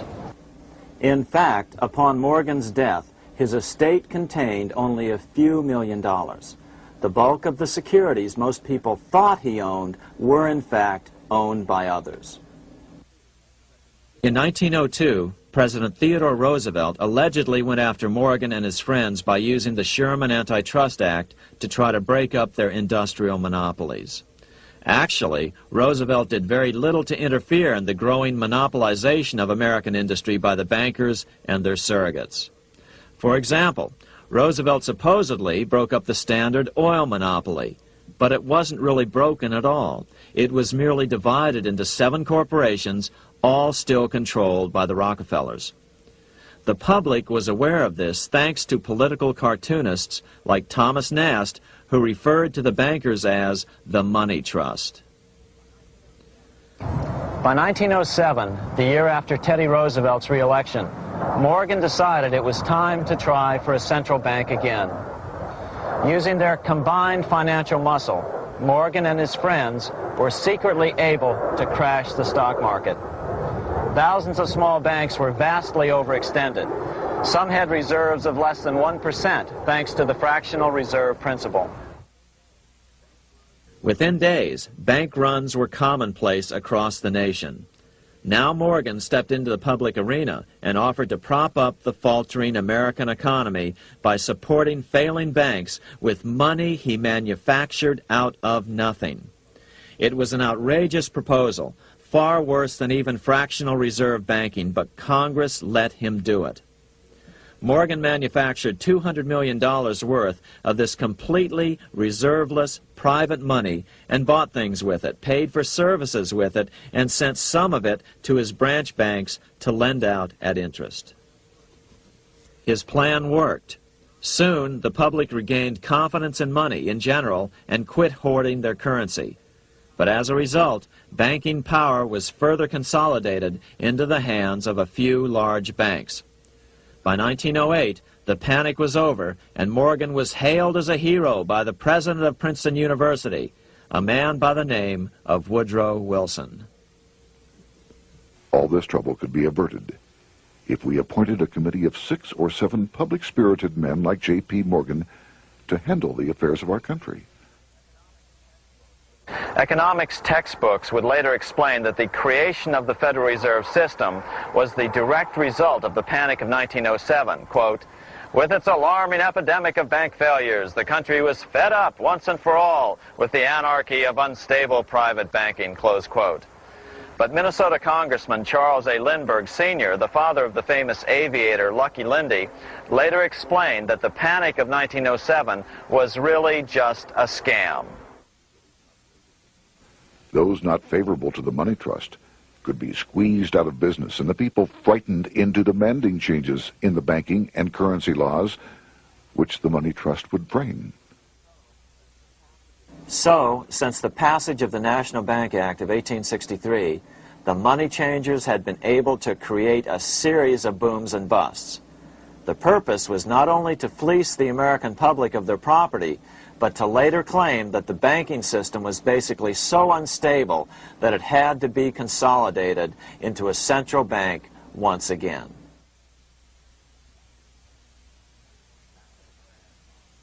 After the crash, Teddy Roosevelt, in response to the panic of 1907, signed into law a bill creating something called the National Monetary Commission. The commission was to study the banking problem and make recommendations to Congress. Of course, the commission was packed with Morgan's friends and cronies. The chairman was a man named Senator Nelson Aldrich from Rhode Island. Aldrich represented the Newport, Rhode Island homes of America's richest banking families. His daughter married John D. Rockefeller, Jr., and together they had 5 sons: John, Nelson, who would become vice president in 1974, Lawrence, Winthrop, and David, the head of the Council on Foreign Relations and former chairman of Chase Manhattan Bank. As soon as the National Monetary Commission was set up, Senator Aldrich immediately embarked on a 2-year tour of Europe, where he consulted at length with the private central bankers in England, France, and Germany. The total cost of his trip alone to the taxpayers was $300,000, an astronomical sum in those days. Shortly after his return, on the evening of November 22, 1910, some of the wealthiest and most powerful men in America boarded Senator Aldrich's private rail car and in the strictest secrecy journeyed to this place, Jekyll Island, off the coast of Georgia. With the group came Paul Warburg. Warburg had been given a $500,000 per year salary to lobby for the passage of a privately owned central bank in America by the investment firm Kuhn, Loeb and Company. Warburg's partner in this firm was a man named Jacob Schiff, the grandson of the man who shared the Greenshield house with the Rothschild family in Frankfurt. Schiff, as we'll find out later, was in the process of spending $20 million to finance the overthrow of the Tsar in Russia. These three European banking families, the Rothschilds, the Warburgs, and the Schiffs, were interconnected by marriage down through the years, just as their American banking counterparts, the Morgans, Rockefellers, and Aldriches were. Secrecy was so tight that all 7 primary participants were cautioned to use only first names to prevent servants from learning their identities. Years later, one participant, Frank Vanderlip, president of National City Bank of New York and a representative of the Rockefeller family, confirmed the Jekyll Island trip in a February 9, 1935 edition of the Saturday Evening Post. I was as secretive, indeed as furtive as any conspirator. Discovery, we knew, simply must not happen, or else all our time and effort would be wasted. If it were to be exposed that our particular group had got together and written a banking bill, that bill would have no chance whatever of passage by Congress. The participants came here to figure out how to solve their major problem, how to bring back a privately owned central bank. But there were other problems that needed to be addressed as well. First of all, the market share of the big national banks was shrinking fast. In the first 10 years of the century, the number of U.S. banks had more than doubled to over 20,000. By 1913, only 29% of all banks were national banks, and they held only 57% of all deposits. As Senator Aldrich later admitted in a magazine article, before passage of this act, the New York bankers could only dominate the reserves of New York. Now, we are able to dominate the bank reserves of the entire country. Therefore, something had to be done to bring these new banks under their control. As John D. Rockefeller put it, quote, "Competition is sin," close quote. Secondly, the nation's economy was so strong that corporations were starting to finance their expansions out of profits instead of taking out huge loans from large banks. In the first 10 years of the new century, 70% of corporate funding came from profits. In other words, American industry was becoming independent of the money changers, and that trend had to be stopped. All the participants knew that these problems could be hammered out into a workable solution, but perhaps their biggest problem was a public relations problem, the name of the new bank. That discussion took place right here in this room, one of the many conference rooms in this sprawling hotel, today known as the Jekyll Island Club Hotel. Aldrich believed that the word bank should not even appear in the name. Warburg wanted to call the legislation the National Reserve Bill or the Federal Reserve Bill. The idea here was to give the impression that the purpose of the new central bank was to stop bank runs, but also to conceal its monopoly character. However, it was Aldrich, the egotistical politician, who insisted it be called the Aldrich Bill. After 9 days at Jekyll Island, the group dispersed. The new central bank would be very similar to the old Bank of the United States. It would be given a monopoly over U.S. currency and create that money out of nothing. How does the Fed create money out of nothing? It's a four-step process. But first, a word on bonds. Bonds are simply promises to pay, or government IOUs. People buy bonds to get a secure rate of interest. At the end of the term of the bond, the government repays the bond plus interest, and the bond is destroyed. There are about $3.6 trillion worth of these loans or bonds at present. Now here's the Fed money-making process. Step 1. The Federal Open Market Committee approves the purchase of U.S. bonds on the open market. Step 2. The bonds are purchased by the Fed from whoever is offering them for sale on the open market. Step 3. The Fed pays for the bonds with electronic credits to the seller's bank, which in turn credits the seller's bank account. The trick is that these credits are based on nothing. The Fed just creates them. Step 4. The banks use these deposits as reserves. They can loan out over 10 times the amount of their reserves to new borrowers, all at interest. In this way, a Fed purchase of, say, $1 million worth of bonds gets turned into over $10 million in bank accounts. The Fed, in effect, creates 10% of this totally new money, and the banks create the other 90%. To reduce the amount of money in the economy, the process is just reversed. The Fed sells bonds to the public, and the money flows out of the purchaser's local bank. Loans must be reduced by 10 times the amount of the sale. So, a Fed sale of $1 million in bonds results in $10 million less money in the economy. So how does this benefit the bankers whose representatives huddled at Jekyll Island? First, it totally misdirected banking reform efforts from proper solutions. Second, it prevented a proper debt-free system of government finance, like Lincoln's greenbacks, from making a comeback. The bond-based system of government finance forced on Lincoln after he created greenbacks was now cast in stone. Third, it delegated to the bankers the right to create 90% of our money supply based on only fractional reserves, which they then loan out at interest. Fourth, it centralized overall control of our nation's money supply in the hands of a few men. Fifth, it established a central bank with a high degree of independence from effective political control.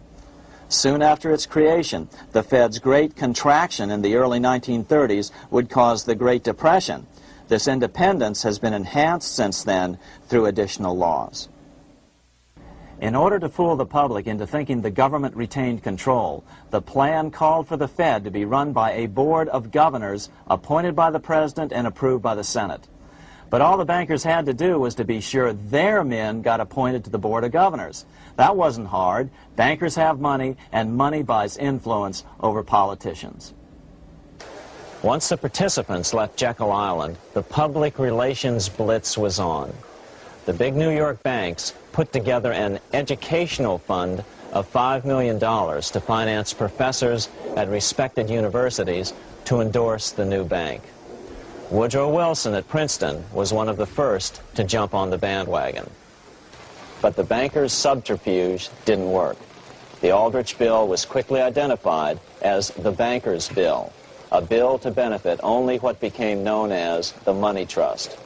As Congressman Lindbergh put it during the congressional debate, the Aldrich Plan is the Wall Street Plan. It means another panic, if necessary, to intimidate the people. Aldrich, paid by the government to represent the people, proposes a plan for the trusts instead. seeing they didn't have the votes to win in Congress, the Republican leadership never brought the Aldrich bill to a vote. The bankers quietly decided to move to track 2, the Democratic alternative. They began financing Woodrow Wilson as the Democratic nominee. As respected historian James Perloff put it, Wall Street financier Bernard Baruch was put in charge of Wilson's education. Baruch brought Wilson to the Democratic Party headquarters in New York in 1912, leading him like one would a poodle on a string. Wilson received an indoctrination course from the leaders convened there. So now the stage was set. The money changers were poised to install their privately owned central bank once again. The damage President Andrew Jackson had done 76 years earlier had been only partly repaired with the passage of the National Bank Act during the Civil War. Since then, the battle had raged on across the decades. The Jacksonians became the greenbackers, who became the hardcore supporters of William Jennings Bryan. With Bryan leading the charge, these opponents of the money changers, ignorant of Baruch's tutelage, now threw themselves behind Democrat Woodrow Wilson. They and Bryan would soon be betrayed.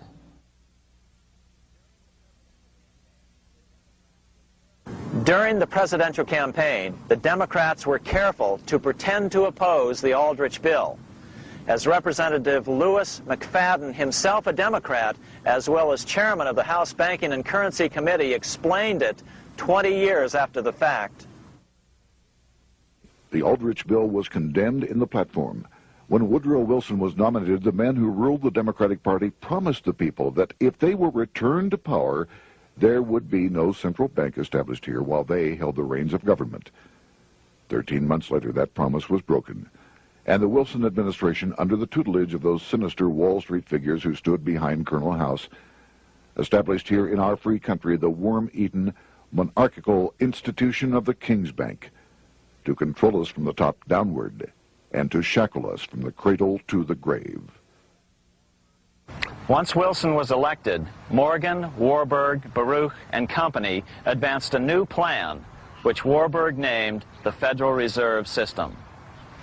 The Democratic leadership hailed the new bill, called the Glass-Owen Bill, as something radically different from the Aldrich bill. But in fact, the bill was virtually identical in every important detail. In fact, so vehement were the Democratic denials of similarity that Paul Warburg, the father of both bills, had to step in to reassure his paid friends in Congress that the two bills were virtually identical. Brushing aside the external differences affecting the shells, we find the kernels of the two systems very closely resembling and related to one another. But that admission was for private consumption only. Publicly, the money trust trotted out Senator Aldrich and Frank Vanderlip, the president of Rockefeller's National City Bank of New York and one of the Jekyll Island Seven, to oppose the new Federal Reserve System. Years later, however, Vanderlip admitted in the Saturday Evening Post that the two measures were virtually identical. Although the Aldrich Federal Reserve Plan was defeated when it bore the name Aldrich, nevertheless, its essential points were all contained in the plan that finally was adopted. As Congress neared a vote, they called Ohio attorney Alfred Crozier to testify. Crozier noted the similarities between the Aldrich bill and the Glass-Owen bill. The bill grants just what Wall Street and the big banks for 25 years have been striving for: private instead of public control of currency.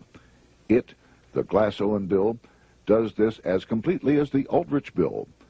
Both measures rob the government and the people of all effective control over the public's money, and vest in the banks exclusively the dangerous power to make money among the people scarce or plenty. During the debate on the measure, senators complained that the big banks were using their financial muscle to influence the outcome. "There are bankers in this country who are enemies of the public welfare," said one senator. What an understatement.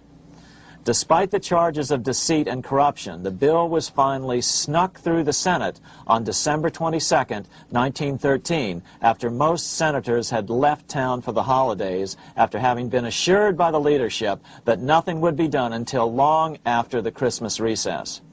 On the day the bill was passed, Congressman Lindbergh prophetically warned his countrymen that this act establishes the most gigantic trust on earth.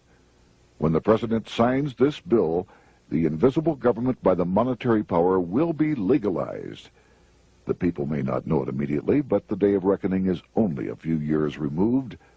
The worst legislative crime of the ages is perpetrated by this banking bill.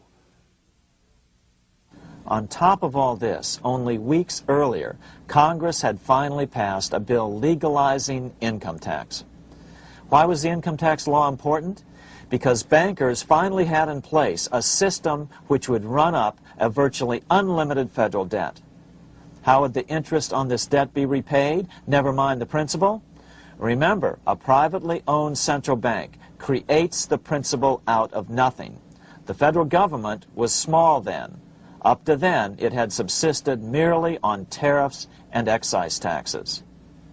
No, just as with the Bank of England, the interest payments had to be guaranteed by direct taxation of the people. The money changers knew that if they had to rely on contributions from the states, eventually the individual state legislatures would revolt and either refuse to pay the interest on their own money or at least bring political pressure to bear to keep the debt small. It is interesting to note that in 1895, the Supreme Court had found a similar income tax law to be unconstitutional. The Supreme Court even found a corporate income tax law unconstitutional in 1909. As a result, Senator Aldrich hustled a bill for a constitutional amendment allowing income tax through the Congress.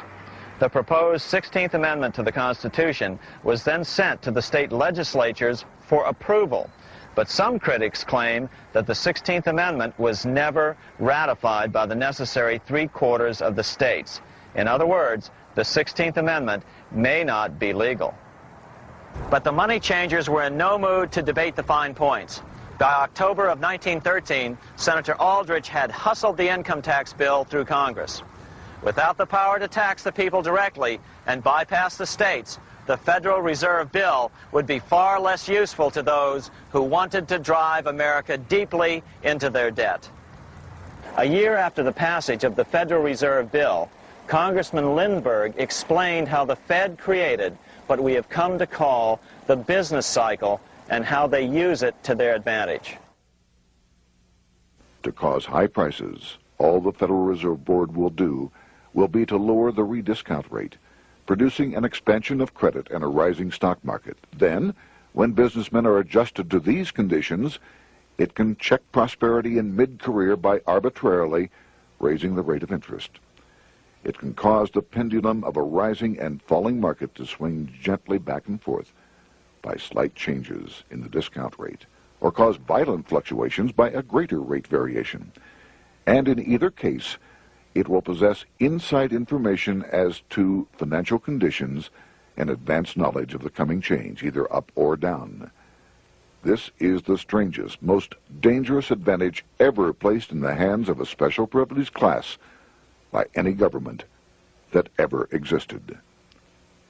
The system is private, conducted for the sole purpose of obtaining the greatest possible profits from the use of other people's money. They know in advance when to create panics to their advantage. They also know when to stop panic. Inflation and deflation work equally well for them when they control finance. Congressman Lindbergh was correct on all points. What he didn't realize was that most European nations had already fallen prey to the central bankers decades or centuries earlier. But he also mentions the interesting fact that only 1 year later the Fed had cornered the market in gold. This is how he put it, quote, "Already the Federal Reserve banks have cornered the gold and gold certificates," close quote. But Congressman Lindbergh was not the only critic of the Fed. Congressman Lewis McFadden, the chairman of the House Banking and Currency Committee from 1920 to 1931, remarked that the Federal Reserve Act brought about a superstate controlled by international bankers and international industrialists acting together to enslave the world for their own pleasure. Notice how McFadden saw the international character of the stockholders of the Federal Reserve. Another chairman of the House Banking and Currency Committee in the 1960s, Wright Patman from Texas, put it this way. In the United States today, we have in effect two governments. We have the duly constituted government, then we have an independent, uncontrolled, and uncoordinated government in the Federal Reserve System, operating the money powers which are reserved to Congress by the Constitution. Even the inventor of the electric light, Thomas Edison, joined the fray in criticizing the system of the Federal Reserve. If our nation can issue a dollar bond, it can issue a dollar bill. The element that makes the bond good makes the bill good also. The difference between the bond and the bill is the bond lets money brokers collect twice the amount of the bond and an additional 20%, whereas the currency pays nobody but those who contribute directly in some useful way. It is absurd to say that our country can issue $30 million in bonds and not $30 million in currency. Both are promises to pay, but one promise fattens the usurers, and the other helps the people. 3 years after the passage of the Federal Reserve Act, even President Wilson began to have second thoughts about what had been unleashed during his first term in office. We have come to be one of the worst ruled, one of the most completely controlled governments in the civilized world, no longer a government of free opinion, no longer a government by a vote of the majority, but a government by the opinion and duress of a small group of dominant men. Some of the biggest men in the United States in the field of commerce and manufacture are afraid of something. They know that there is a power somewhere so organized, so subtle, so watchful, so interlocked, so complete, so pervasive, that they had better not speak above their breath when they speak in condemnation of it. Before his death in 1924, President Wilson realized the full extent of the damage he had done to America when he confessed, "I have unwittingly ruined my government." So finally, the money changers, those who profit by manipulating the amount of money in circulation, had their privately owned central bank installed again in America. The major newspapers, which they also owned, hailed passage of the Federal Reserve Act of 1913, telling the public that now depressions could be scientifically prevented. The fact of the matter was that now depressions could be scientifically created.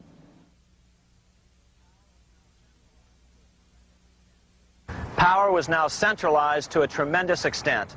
Now it was time for a war, a really big war. In fact, the First World War. Of course, to the central bankers, the political issues of war don't matter nearly as much as the profit potential, and nothing creates debts like warfare. England was the best example at that time. During the 119-year period between the founding of the Bank of England and Napoleon's defeat at Waterloo, England had been at war for 56 years, and much of the remaining time she'd been preparing for war. In World War I, the German Rothschilds loaned money to the Germans, the British Rothschilds loaned money to the British, and the French Rothschilds loaned money to the French. In America, J.P. Morgan was the sales agent for war materials to both the British and the French. In fact, 6 months into the war, Morgan became the largest consumer on earth, spending $10 million a day. His offices here at 23 Wall Street were mobbed by brokers and salesmen trying to cut a deal. In fact, it got so bad that the bank had to post guards at every door and at the partners' homes as well. Many other New York bankers made out as well from the war. President Wilson appointed Bernard Baruch to head the War Industries Board. According to historian James Perloff, both Baruch and the Rockefellers profited by some $200 million during the war. But profits were not the only motive. There was also revenge. The money changers never forgave the czars for their support of Lincoln during the Civil War. Also, Russia was the last major European nation to refuse to give in to the privately owned central bank scheme. 3 years after World War I broke out, the Russian Revolution toppled the Tsar and installed the scourge of communism. Jacob Schiff of Kuhn Loeb and Company bragged from his deathbed that he had spent $20 million towards the defeat of the Tsar. Money was funneled from England to support the revolution as well. Why would some of the richest men in the world financially back communism, the system that was openly vowing to destroy the so-called capitalism that made them wealthy? Researcher Gary Allen explained it this way. If one understands that socialism is not a share the wealth program, but is in reality a method to consolidate and control the wealth, then the seeming paradox of super-rich men promoting socialism becomes no paradox at all. Instead, it becomes logical, even the perfect tool of power-seeking megalomaniacs. Communism, or more accurately socialism, is not a movement of the downtrodden masses, but of the economic elite. As W. Cleon Skousen put it in his 1970 book, The Naked Capitalist, power from any source tends to create an appetite for additional power. It was almost inevitable that the super-rich would one day aspire to control not only their own wealth, but the wealth of the whole world. To achieve this, they were perfectly willing to feed the ambitions of the power-hungry political conspirators who were committed to the overthrow of all existing governments and the establishments of a central worldwide dictatorship. but what if these revolutionaries get out of control and try to seize power from the super-rich? After all, it was Mao Zedong who in 1938 stated his position concerning power. Political power grows out of the barrel of a gun. The Wall Street, London axis elected to take the risk. The master planners attempted to control revolutionary communist groups by feeding them vast quantities of money when they obeyed and contracting their money supply or even financing their opposition if they got out of control. Lenin began to understand that although he was the absolute dictator of the new Soviet Union, he was not pulling the financial strings. Someone else was silently in control. The state does not function as we desired. The car does not obey. A man is at the wheel and seems to lead it, but the car does not drive in the desired direction. It moves as another force wishes.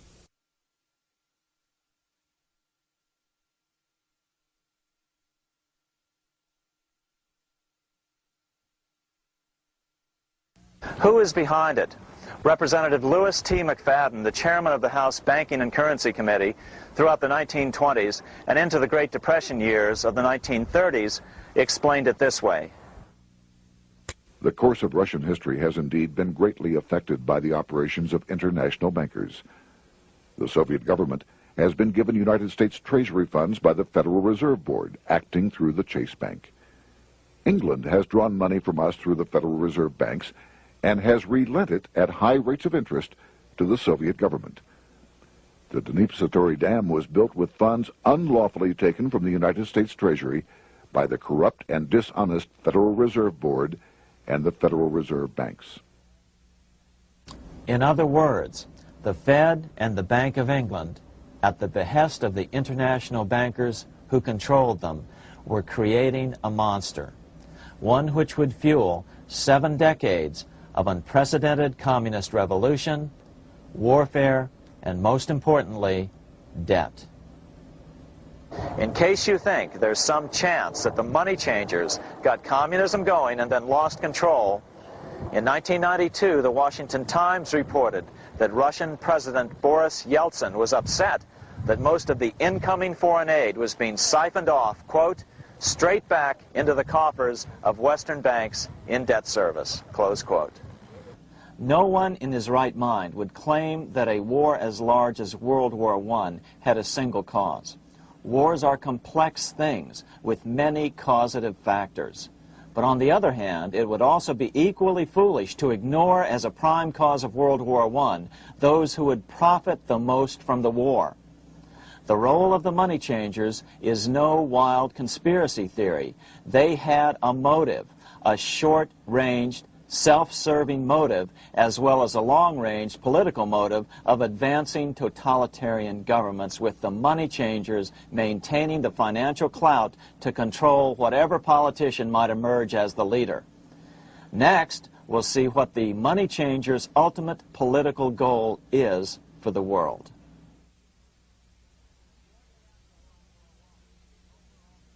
Shortly after World War I, the overall political agenda of the money changers began to be clear. Now that they controlled national economies individually, the next step was the ultimate form of consolidation, world government. The new world government proposal was given top priority at the Paris Peace Conference after World War I. It was called the League of Nations, but much to the surprise of Paul Warburg and Bernard Baruch, who attended the peace conference with President Wilson, the world was not yet ready to dissolve national boundaries. Nationalism still beats strong in the human breast. For example, Lord Curzon, the British Foreign Secretary, called the League of Nations a good joke even though it was the stated policy of the British government to support it. To the humiliation of President Wilson, the U.S. Congress wouldn't ratify the League either, despite the fact that it had been ratified by many other nations. Without money flowing from the U.S. Treasury, the League died. After World War I, the American public had grown tired of the internationalist policies of Democrat Woodrow Wilson. In the presidential election of 1920, Republican Warren Harding won a landslide victory with over 60% of the vote. Harding was an ardent foe of both Bolshevism and the League of Nations. His election, which opened a 12-year run of Republican presidents in the White House, led to an unprecedented era of prosperity known as the Roaring Twenties. Despite the fact that the war had brought America a debt 10 times larger than its Civil War debt, still the American economy surged. Gold had poured into the country during the war, and it continued to do so afterwards. In the early 1920s, the governor of this bank, the Federal Reserve Bank of New York, a man named Benjamin Strong, met frequently with the secretive and eccentric governor of the Bank of England, Montague Norman. Norman was determined to replace the gold England had lost to the U.S. during World War I and return the Bank of England to its former position of dominance in world finance. On top of that, rich with gold, the American economy might get out of control again, just like it had done after the Civil War. During the next 8 years, under the presidencies of Harding and Coolidge, the huge federal debt built up during World War I was cut by 38%, down to $16 billion, the greatest percentage drop in U.S. history. During the election of 1920, Warren Harding and Calvin Coolidge ran against James Cox, the governor of Ohio, and the little-known Franklin D. Roosevelt, who had previously risen to no higher post than President Wilson's Assistant Secretary of the Navy. After his inauguration, Harding moved quickly to formally kill the League of Nations. Then he quickly moved to reduce domestic taxes while raising tariffs to record heights. Now, this was a revenue policy of which most of the Founding Fathers would certainly have approved. His second year in office, Harding took ill on a train trip in the West and suddenly died. Although no autopsy was performed, the cause was said to be either pneumonia or food poisoning. When Coolidge took over, he continued Harding's domestic economic policy of high tariffs on imports while cutting income taxes. As a result, the economy grew at such a rate that net revenue still increased. Now that had to be stopped. So just as they'd done so frequently before, the money changers decided it was time to crash the American economy. The Federal Reserve began flooding the country with money. They increased the money supply by 62% during these years. Money was plentiful. This is why it was known as the Roaring Twenties. Before his death in 1919, former President Teddy Roosevelt warned the American people what was going on. As reported in the March 27, 1922 edition of the New York Times, Roosevelt said, "These international bankers and Rockefeller Standard Oil interests control the majority of newspapers and the columns of these papers to club into submission or drive out of public office officials who refuse to do the bidding of the powerful, corrupt cliques which compose the invisible government." Just one day before, in the New York Times, the mayor of New York, John Hylan, quoted Roosevelt and blasted those he saw as taking control of America, its political machinery, and its press. The warning of Theodore Roosevelt has much timeliness today, for the real menace of our republic is this invisible government which, like a giant octopus, sprawls its slimy length over city, state, and nation. It seizes in its long and powerful tentacles our executive officers, our legislative bodies, our schools, our courts, our newspapers, and every agency created for the public protection. To depart from mere generalizations, let me say that at the head of this octopus are the Rockefeller Standard Oil interest and a small group of powerful banking houses generally referred to as the international bankers. The little coterie of powerful international bankers virtually run the United States government for their own selfish purposes. They practically control both parties, write political platforms, make cat's paws of party leaders, use the leading men of private organizations, and resort to every device to place in nomination for high public office only such candidates as will be amenable to the dictates of corrupt big business. These international bankers and Rockefeller Standard Oil interests control the majority of newspapers and magazines in this country. Why didn't people listen to such strong warnings and demand that Congress reverse its 1913 passage of the Federal Reserve Act? Because remember, it was the 1920s. A steady increase in bank loans contributed to a rising market. In other words, just as it is today, in times of prosperity, no one wants to worry about economic issues. But there was a dark side to all this prosperity. Businesses expanded and became strung out on credit. Speculation in the booming stock market became rampant. Although everything looked rosy, it was a castle made of sand. When all was in readiness, in April of 1929, Paul Warburg, the father of the Federal Reserve, sent out a secret advisory warning his friends that a collapse and nationwide depression was certain. In August of 1929, the Fed began to tighten money. It is not a coincidence that the biographies of all the Wall Street giants of that era, John D. Rockefeller, J.P. Morgan, Bernard Baruch, etc., all marvel that they got out of the stock market just before the crash and put all their assets in cash or gold. On October 24th, 1929, the big New York bankers called in their 24-hour broker call loans. This meant that both stockbrokers and customers had to dump their stocks on the market to cover their loans, no matter what price they had to sell them for. As a result, the market tumbled, and that day was known as Black Thursday. According to John Kenneth Galbraith, writing in The Great Crash, 1929, at the height of the selling frenzy, Bernard Baruch brought Winston Churchill into the visitors' gallery of the New York Stock Exchange here to witness the panic and impress him with his power over the wild events down on the floor. Congressman Louis McFadden, chairman of the House Committee on Banking and Currency from 1920 to 1931, knew who to blame. He accused the Fed and the international bankers of orchestrating the crash. It was not accidental. It was a carefully contrived occurrence. The international bankers sought to bring about a condition of despair here so that they might emerge as rulers of us all. But McFadden went even farther. He openly accused them of causing the crash in order to steal America's gold. In February 1931, in the midst of the Depression, he put it this way. I think it can hardly be disputed that the statesmen and financiers of Europe are ready to take almost any means to reacquire rapidly the gold stock which Europe lost to America as the result of World War I. Curtis Dahl, a broker for Lehman Brothers, was on the floor of the New York Stock Exchange the day of the crash. In his 1970 book, FDR, My Exploited Father-in-Law, he explained that the crash was triggered by the planned sudden shortage of call money in the New York money market.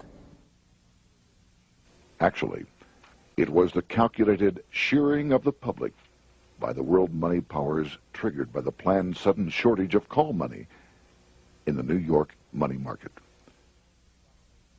Within a few weeks, $3 billion of wealth simply seemed to vanish. Within a year, $40 billion had been lost. But did it really disappear? Or was it simply consolidated in fewer hands? And what did the Federal Reserve do? Instead of moving to help the economy out by quickly lowering interest rates to stimulate the economy, the Fed continued to brutally contract the money supply further, deepening the Depression. Between 1929 and 1933, the Fed reduced the money supply by an additional 33%. Although most Americans have never heard that the Fed was the cause of the Depression, this is well known among top economists. Milton Friedman, the Nobel Prize-winning economist now of Stanford University, said the same thing in a National Public Radio interview in January of 1996. The Federal Reserve definitely caused the Great Depression by contracting the amount of currency in circulation by 1/3 from 1929 to 1933. But the money lost by most Americans during the Depression didn't just vanish. It was just redistributed into the hands of those who had gotten out just before the crash and had purchased gold, which is always a safe place to put your money just before a depression. But America's money also went overseas. Incredibly, as President Hoover was heroically trying to rescue banks and prop up businesses, with millions of Americans starving as the Great Depression deepened, millions of dollars were being spent rebuilding Germany from damage sustained during World War I. 8 years before Hitler would invade Poland, Representative Louis McFadden, chairman of the House Banking and Currency Committee, warned Congress that Americans were paying for Hitler's rise to power. After World War I, Germany fell into the hands of the German international bankers. Those bankers bought her, and they now own her lock, stock, and barrel. They have purchased her industries, they have mortgages on her soil, they control her production, they control all her public utilities. The international German bankers have subsidized the present government of Germany, and they have also supplied every dollar of the money Adolf Hitler has used in his lavish campaign to build up a threat to the government of Brüning. When Brüning fails to obey the orders of the German international bankers, Hitler is brought forth to scare the Germans into submission. Through the Federal Reserve Board, over $30 billion of American money has been pumped into Germany. You have all heard of the spending that's taken place in Germany. Modernistic dwellings, her great planetariums, her gymnasiums, her swimming pools, her fine public highways, her perfect factories. All this was done on our money. All this was given to Germany through the Federal Reserve Board. The Federal Reserve Board has pumped so many billions of dollars into Germany that they dare not name the total. Franklin D. Roosevelt was swept into office during the 1932 presidential election. Once Roosevelt was in office, however, sweeping emergency banking measures were immediately announced, which did nothing but increase the Fed's power over the money supply. Then, and only then, did the Fed finally begin to loosen the purse strings and feed new money out to the starving American people. At first, Roosevelt railed against the money changers as being the cause of the Depression. Believe it or not, this is what he said on March 4th, 1933, in his inaugural address. Practices of the unscrupulous money changers stand indicted in the court of public opinion, rejected by the hearts and minds of men. The money changers have fled from their high seats in the temple of our civilization. But 2 days later, Roosevelt declared a bank holiday and closed all banks. Later that year, Roosevelt outlawed private ownership of all gold bullion and all gold coins with the exception of rare coins. Most of the gold in the hands of the average American was in the form of gold coins. The new decree was, in effect, a confiscation. Those who didn't comply risk as much as 10 years in prison and a $10,000 fine, the equivalent of $100,000 today. Out in small-town America, some people didn't trust Roosevelt's order. Many were torn between keeping their hard-earned wealth or obeying the government. Those who did turn in their gold were paid the official price for it, $20.66 per ounce. So unpopular was the confiscation order that no one anywhere in government would take credit for authoring it. No congressman claimed it. At the signing ceremony, President Roosevelt made it clear to all present that he was not the author of it and publicly stated that he had not ever read it. Even his Secretary of the Treasury said he'd never read it either, saying it was, quote, what the experts wanted. Roosevelt convinced the public to give up their gold by saying that pooling the nation's resources was necessary to get America out of the Depression. With great fanfare, he ordered a new bullion depository built to hold the mountain of gold the U.S. government was illegally confiscating. By 1936, the U.S. bullion depository at Fort Knox was completed, and in January 1937, the gold began to flow into it. The rip-off of the ages was about to proceed. In 1935, once the gold had all been turned in, the official price of gold was suddenly raised to $35 per ounce. But the catch was, only foreigners could sell their gold at the new higher price. The money changers who had heeded Warburg's note and gotten out of the stock market just before the crash and bought gold at $20.66 per ounce, then shipped it to London, could now bring it back and sell it back to the government, nearly doubling their money, while the average American starved. The Fort Knox Bullion Depository sits here in the middle of the Fort Knox Military Reservation, 30 miles southwest of Louisville, Kentucky. This was as close as we were permitted to get to the depository despite years of letters from members of Congress to allow our film crew inside. The 4-acre grounds immediately surrounding the building are guarded by an electrified steel fence, an open moat, and 4 machine-gun-armed guard pillboxes at the structure's corners. When the gold began arriving on January 13, 1937, there was unprecedented security. Thousands of official guests watched the arrival of a 9-car train from Philadelphia, guarded by armed soldiers, postal inspectors, Secret Servicemen, and guards from the U.S. Mint. It was all great theater. America's gold supply from across the land had been pooled, supposedly for the public benefit, and then safely tucked into Fort Knox. But all that security would soon be breached by the government itself. Now the stage was set for a really big war, one which would pile up debt far beyond that of World War I.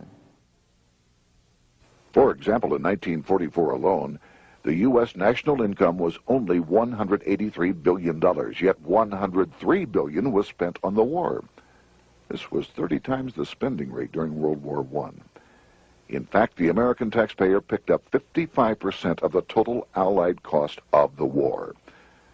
But equally important, virtually every nation involved in World War II greatly multiplied their debt. In the U.S., for example, federal debt went from $43 billion in 1940 up to $257 billion in 1950, an increase of 598%.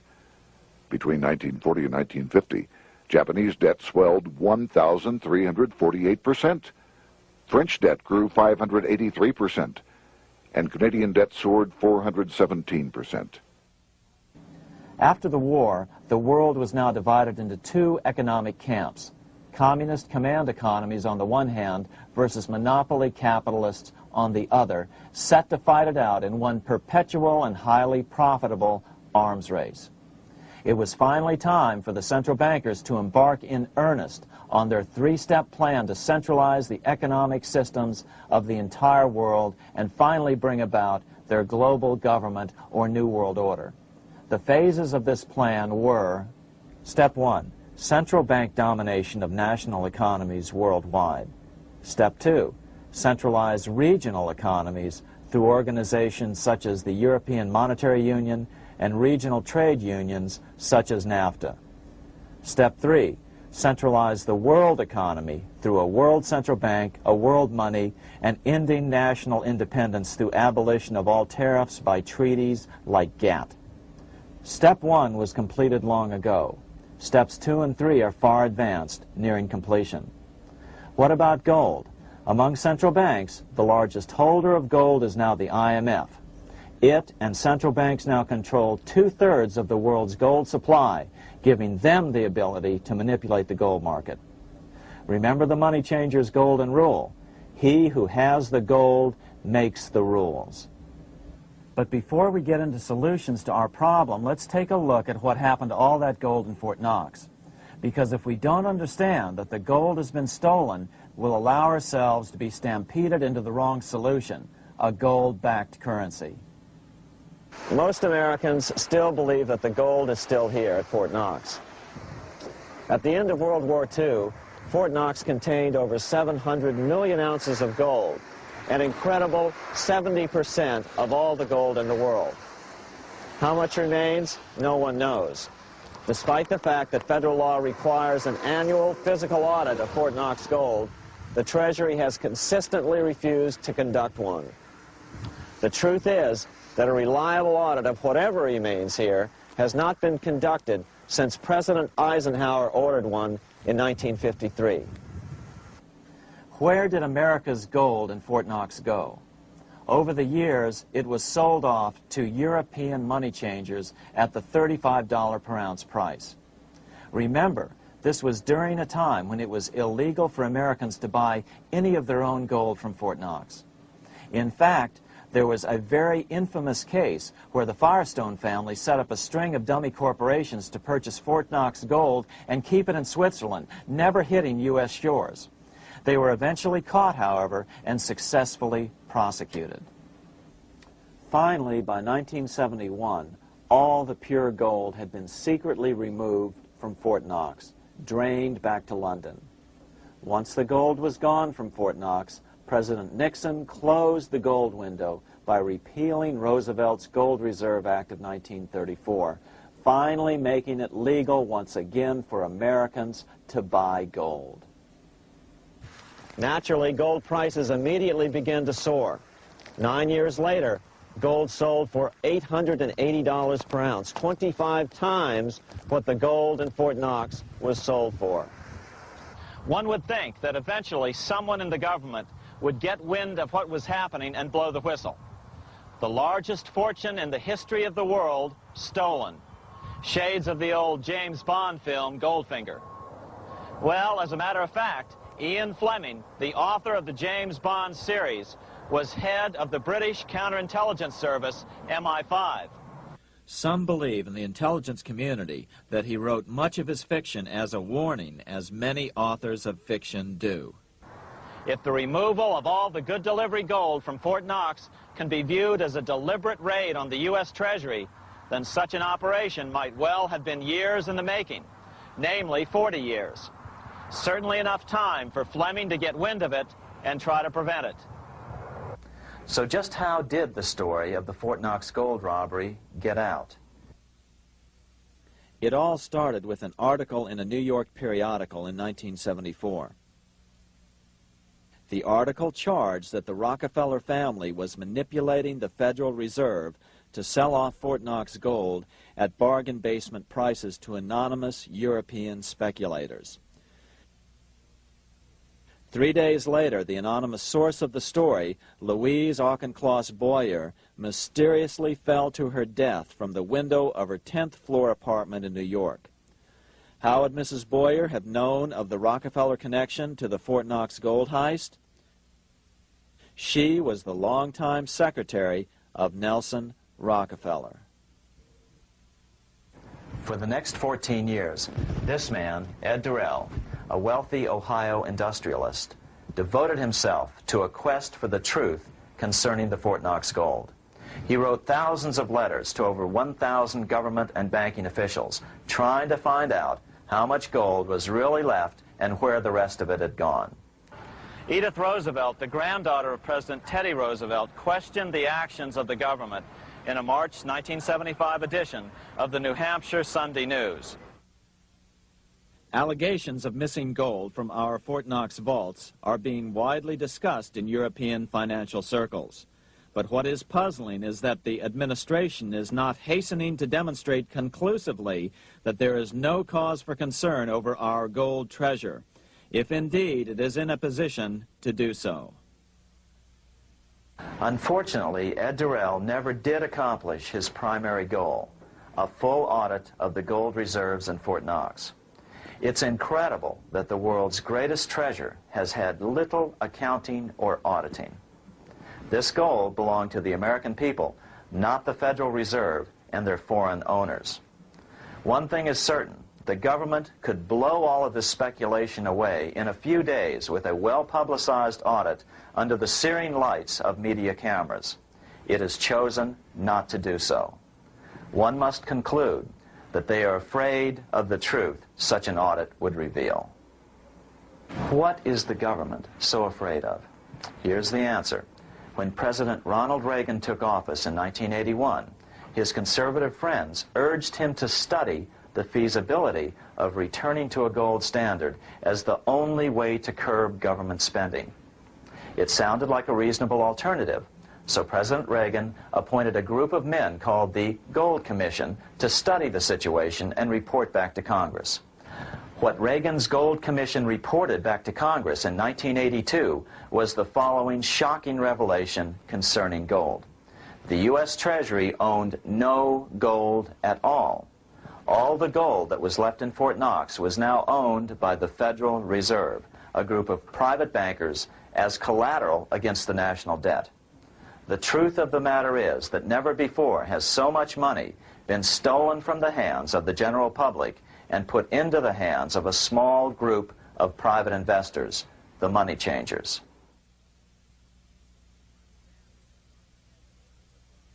I'm standing in front of the headquarters of the International Monetary Fund located in Washington, D.C. Across the street, right over there, is the headquarters of the World Bank. What are these organizations, and who controls them, and most importantly, are they about to create a huge worldwide depression? Let us step back in time for a moment to the aftermath of World War I. People were tired of war, so under the guise of peacemaking, the international bankers devised a plan to consolidate power even further. Claiming only an international government would stem the tide of world wars, the money changers pushed forward a proposal for world government which stood on three legs. A world central bank to be called the Bank of International Settlements, a world judiciary to be called the World Court located in The Hague, the Netherlands, and a world executive and legislature to be called the League of Nations. As President Clinton's mentor, Georgetown historian Carroll Quigley wrote in his 1966 book, Tragedy and Hope, the powers of financial capitalism had a far-reaching plan, nothing less than to create a world system of financial control in private hands, able to dominate the political system of each country and the economy of the world as a whole.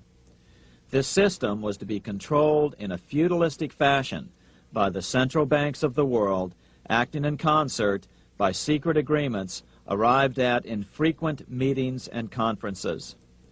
The apex of the system was to be the Bank for International Settlements in Bâle, Switzerland, a private bank owned and controlled by the world central banks, which were themselves private corporations. Each central bank sought to dominate its government by its ability to control treasury loans, to manipulate foreign exchanges, to influence the level of economic activity in the country, and to influence cooperative politicians by subsequent economic rewards in the business world. Despite intense pressure from the international bankers and the press, a handful of U.S. senators, led by Senator Henry Cabot Lodge, kept the U.S. out of these schemes. Without U.S. participation, the League was doomed. Incredibly, even though the U.S. rejected the World Central Bank, the BIS, the New York Federal Reserve ignored its government and arrogantly sent representatives to Switzerland to participate in the central bankers' meeting right up until 1994, when the U.S. was finally officially dragged into it. Their world government schemes thwarted, the bankers resorted to the old formula: another war to wear down the resistance to world government while reaping handsome profits. To this end, Wall Street helped resurrect Germany through the Thyssen banks, which were affiliated with the Harriman interest in New York, just as the Chase Bank had assisted in the financing of the Bolshevik Revolution in Russia during World War I. Chase Bank was controlled by the Rockefeller family. Subsequently, it was merged with Warburg's Manhattan Bank to form the Chase Manhattan Bank. Now this has merged with Chemical Bank of New York, making it the largest Wall Street bank. Their strategy worked. Even before World War II was over, world government was back on track.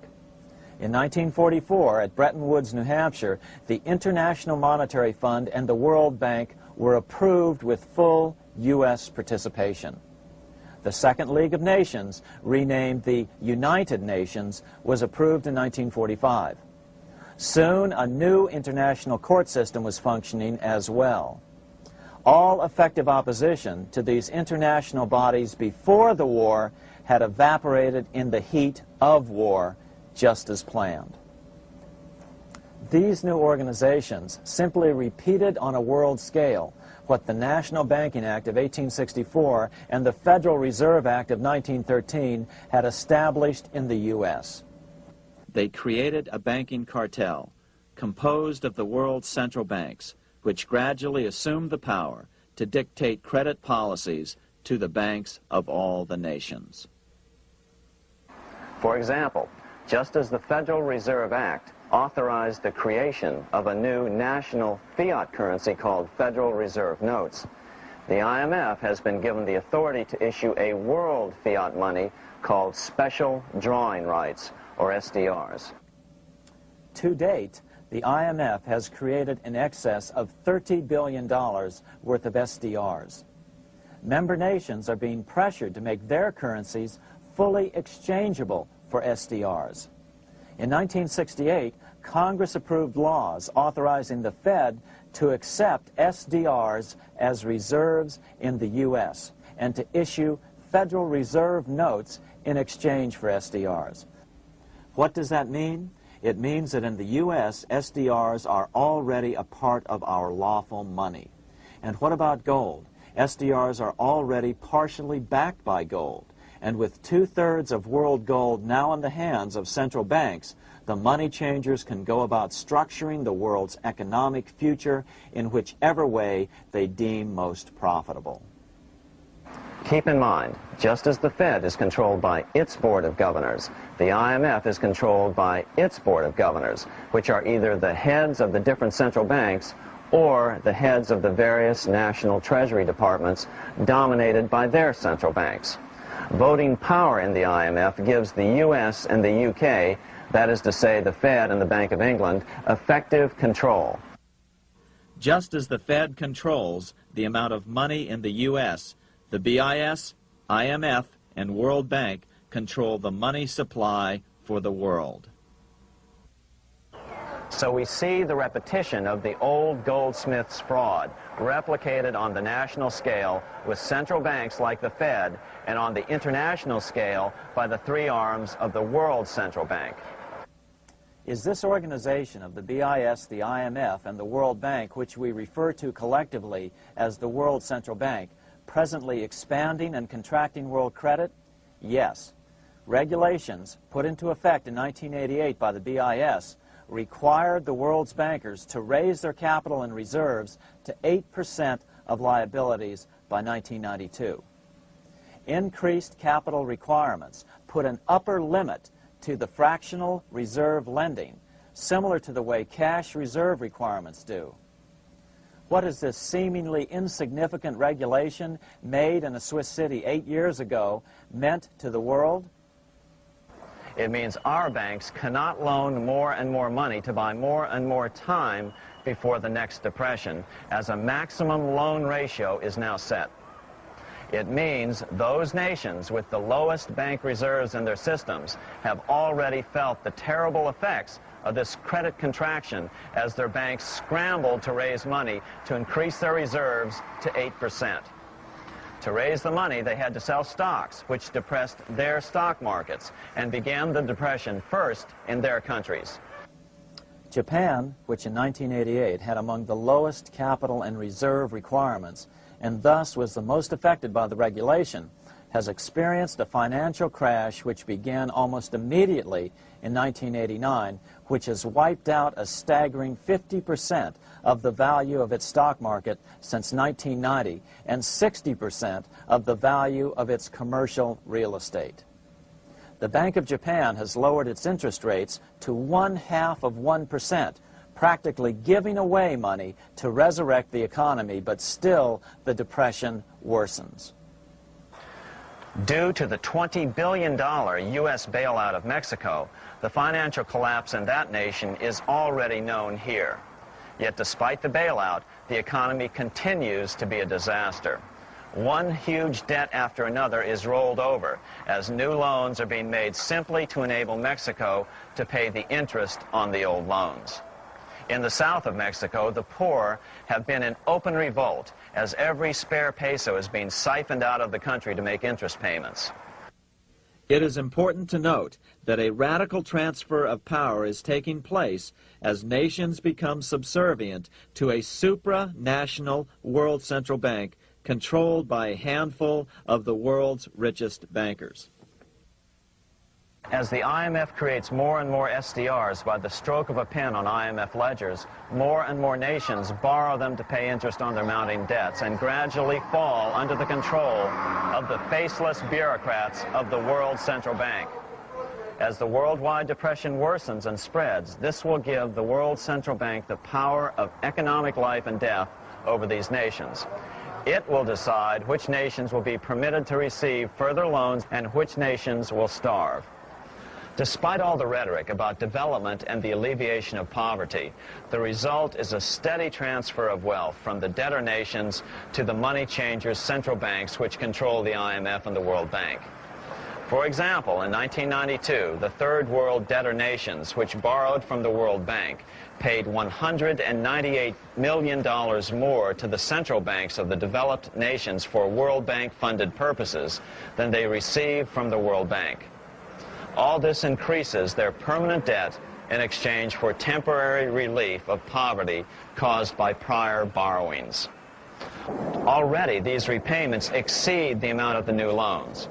By 1992, Africa's external debt had reached $290 billion, 2.5 times greater than in 1980, resulting in skyrocketing infant mortality rates and unemployment, deterioration of schools, housing, and the general health of the people.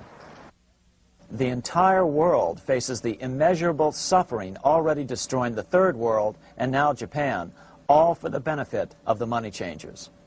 As one prominent Brazilian politician put it, "The Third World War has already started. It is a silent war, not for that reason any less sinister. The war is tearing down Brazil, Latin America, and practically all the Third World. Instead of soldiers dying, there are children. It is a war over the Third World debt, one which has as its main weapon interest, a weapon more deadly than the atom bomb, more shattering than a laser beam."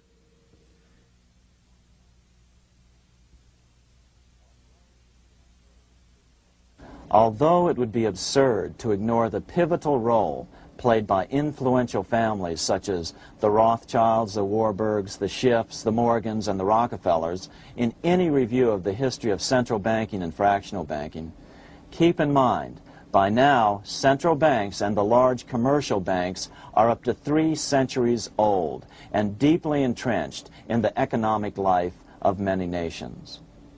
These banks are no longer dependent on clever individuals such as a Nathan Rothschild. Years ago, the question of ownership was important, but no longer. For example, both the Bank of England and the Bank of France were nationalized after World War II, and nothing changed, nothing at all. They endure and continue to grow, now protected by numerous laws, paid politicians, and mortgaged media, untouched by the changing of generations. 3 centuries have given them an aura of respectability. The old school tie is now worn by the 6th generation son, who's been raised in a system that he may never question as he is named to serve on the governing boards of countless philanthropic organizations. To focus attention today on individuals or families, or to attempt to sort out the current holders of power, serves little useful purpose and would be a distraction from the cure. The problem is far bigger than that. It is the corrupt banking system that was and is being used to consolidate vast wealth into fewer and fewer hands that is our current economic problem. Change the names of the main players now, and the problem will neither go away nor even miss a beat. Likewise, among the hordes of bureaucrats working in the World Bank, central banks, and international banks, only a tiny fraction have any idea of what's really going on. No doubt they'd be horrified to learn that their work is contributing to the terrible impoverishment and gradual enslavement of mankind to a few incredibly rich plutocrats. So really, there's no use in emphasizing the role of individuals anymore. And the problem even transcends the normal spectrum of political right and left. Both communism and socialism, as well as monopoly capitalism, have been used by the money changers. Today, they profit from either side of the new political spectrum. The big government, welfare state on the so-called left wing versus the neoconservative, laissez-faire capitalists who want big government totally out of their lives on the right wing. Either way, the bankers win. Monetary reform is the most important political issue facing this nation. That clarified, let's proceed to the conclusions in the spirit Lincoln declared, with malice towards none, with charity towards all. At the start of this video, we ask a number of troubling questions. Let's be sure we've answered them. What's going on in America today? Why are we over our heads in debt? Why can't the politicians bring debt under control? Why are we over our heads in debt? Because we're laboring under a debt money system that is designed and controlled by private bankers. Now, some will argue that the Federal Reserve System is a quasi-governmental agency. But the President appoints only 2 of the 7 members of the Federal Reserve Board of Governors every 4 years. And he appoints them to 14-year terms, far longer than his own. The Senate does confirm those appointments, but the whole truth is that the President wouldn't dare appoint anyone to that board of whom Wall Street does not approve. Of course, this does not preclude the possibility that some honorable men may be appointed to the Board of Governors. But the fact is that the Fed is specifically designed to operate independently of our government, as are nearly all other central banks. Some argue that the Fed promotes monetary stability. We saw the current head of the Bank of England, Eddie George, claim that this was the most important role of a central bank. In fact, the Fed's record of stabilizing the economy shows it to be a miserable failure in this regard. Within the first 25 years of its existence, the Fed caused 3 major economic downturns, including the Great Depression, and for the last 30 years has shepherded the American economy into a period of unprecedented inflation.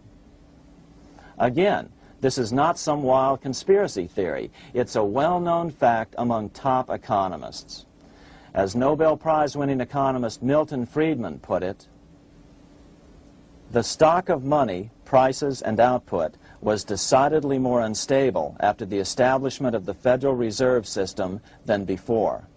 The most dramatic period of instability in output was, of course, the period between the 2 wars, which includes the severe monetary contractions of 1920-21, 1929-33, and 1937-38. No other 20-year period in American history contains as many as 3 such severe contractions. This evidence persuades me that at least a third of the price rise during and just after World War I is attributable to the establishment of the Federal Reserve System, and that the severity of each of the major contractions, 1920-21, 1929-33, and 1937-38, is directly attributable to acts of commission and omission by the reserve authorities.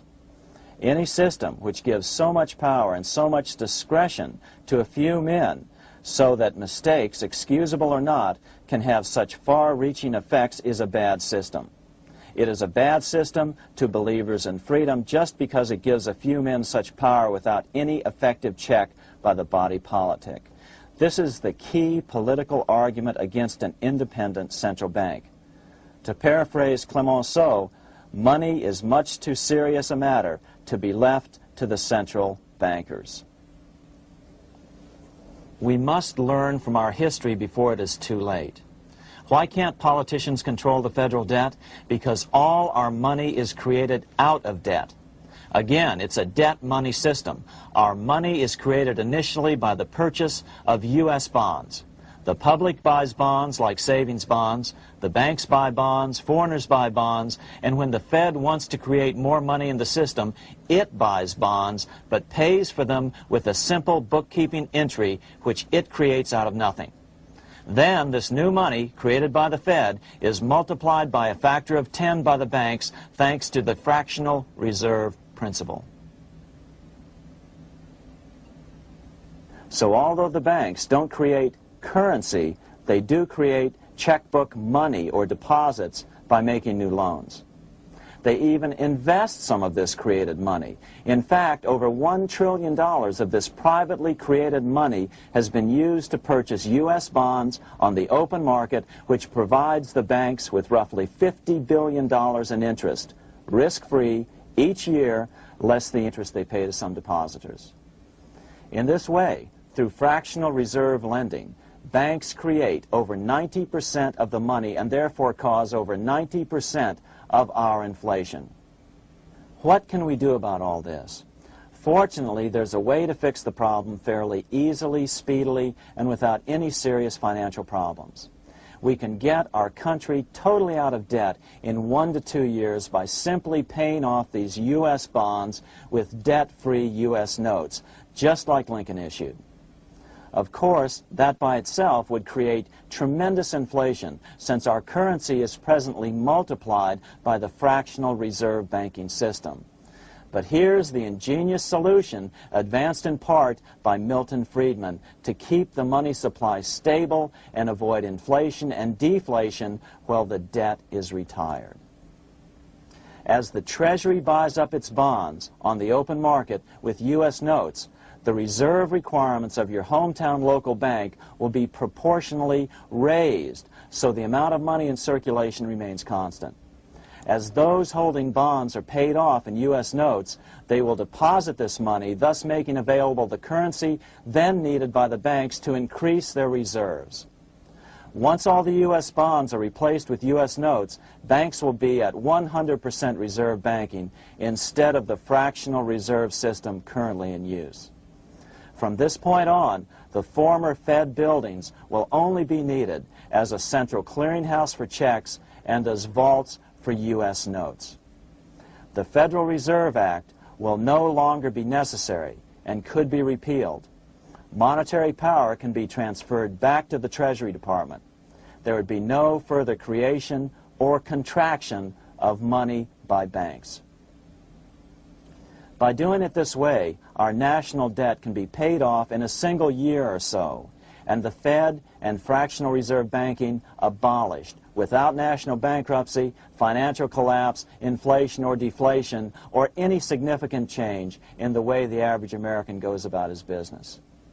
To the average person, the primary difference would be that for the first time since the Federal Reserve Act was passed in 1913, taxes would begin to go down. Now there's a real national blessing for you, rather than for Hamilton's banker friends. Now let's take a look at these proposals in more detail. Here are the main provisions of a Monetary Reform Act which needs to be passed by Congress. We've drafted a proposed Monetary Reform Act which follows at the end of this tape. Of course, variations with the same results would be equally welcome. 1. Pay off the debt with debt-free U.S. notes.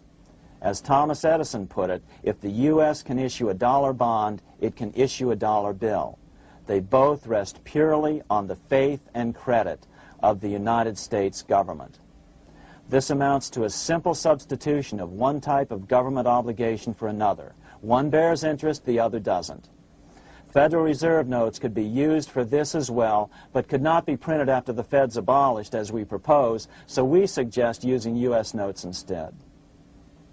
2. Abolish fractional reserve banking. As the debt is paid off, the reserve requirements of all banks and financial institutions would be raised proportionally at the same time to absorb the new U.S. notes, which would be deposited and become the bank's increased reserves. Towards the end of the first year of the transition period, the remaining liabilities of financial institutions would be assumed or acquired by the U.S. government in a one-time operation. In other words, they too would eventually be paid off with debt-free U.S. notes in order to keep the total money supply stable. At the end of the first year or so, all of the national debt would be paid, and we could start enjoying the benefits of full reserve banking. The Fed would be obsolete, an anachronism. 3. Repeal the Federal Reserve Act of 1913 and the National Banking Act of 1864.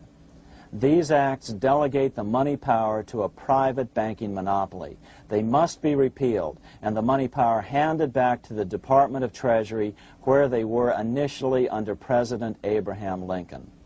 No banker or person in any way affiliated with financial institutions should be allowed to regulate banking.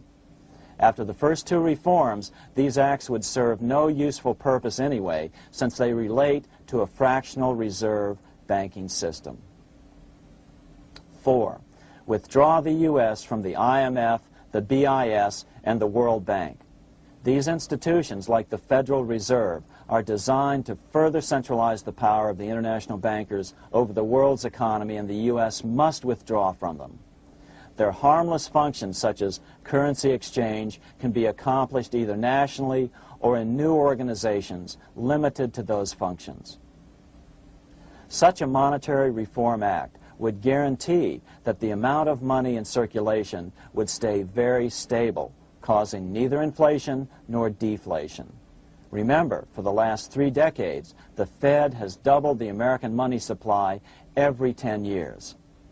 That fact and fractional reserve banking are the real causes of inflation and the reduction in our buying power, a hidden tax. These and other taxes are the real reasons both parents now have to work just to get by. The money supply should increase slowly to keep prices stable, roughly in proportion to population growth, about 3% per year, not at the whim of a group of bankers meeting in secret. In fact, all future decisions on how much money will be in the American economy must be made based on statistics of population growth and the price level index. The new monetary regulators and the Treasury Department, perhaps called the Monetary Committee, would have absolutely no discretion in this matter except in time of declared war.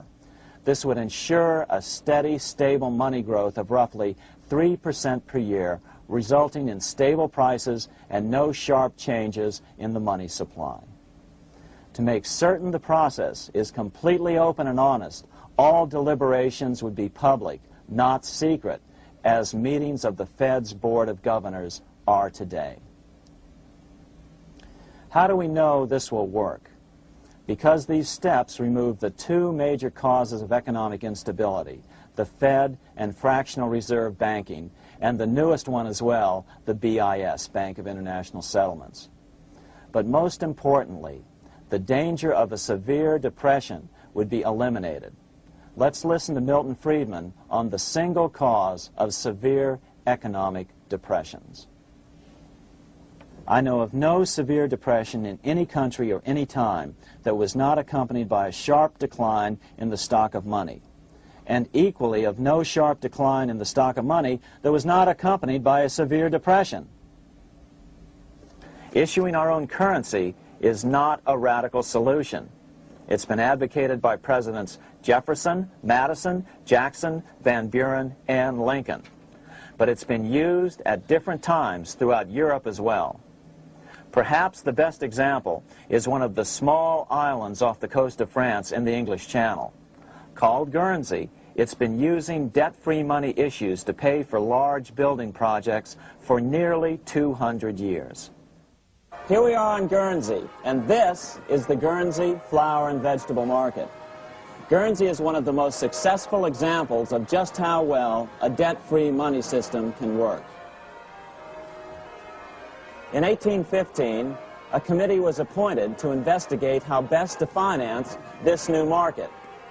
The impoverished island could not afford more new taxes, so the state's fathers decided to try a revolutionary idea: issue their own paper money.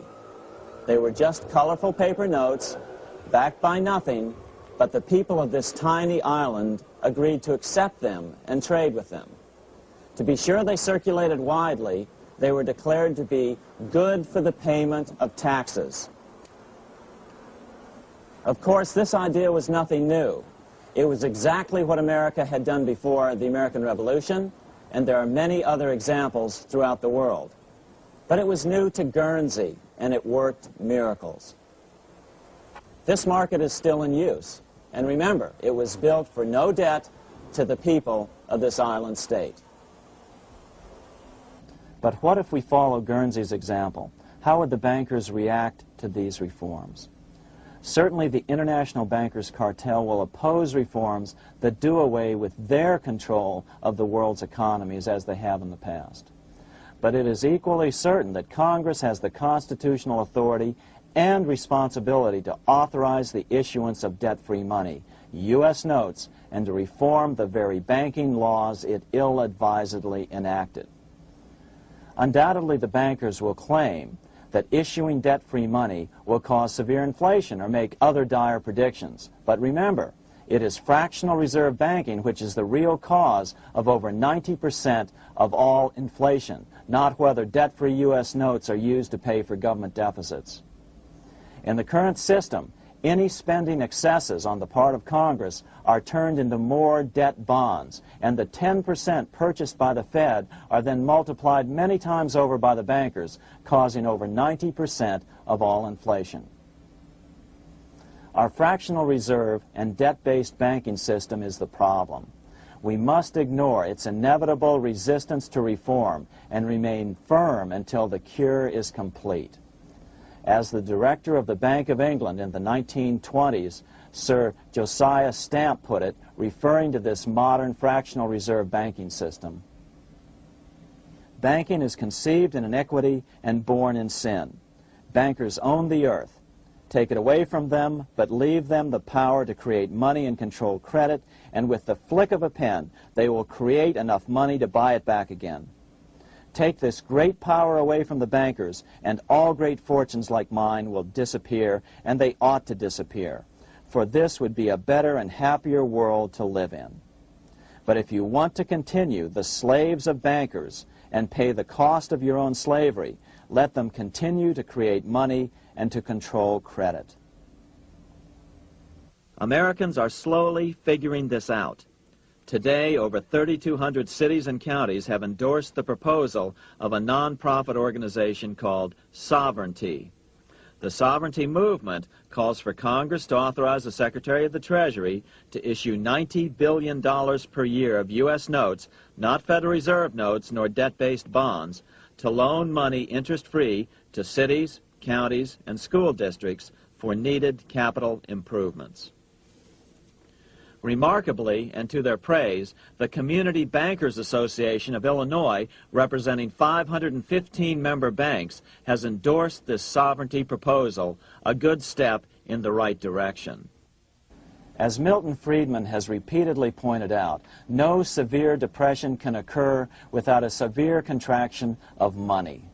In our system, only the Fed, the Bank of International Settlements, with U.S. bankers' cooperation, or a combination of the largest Wall Street banks could cause a depression.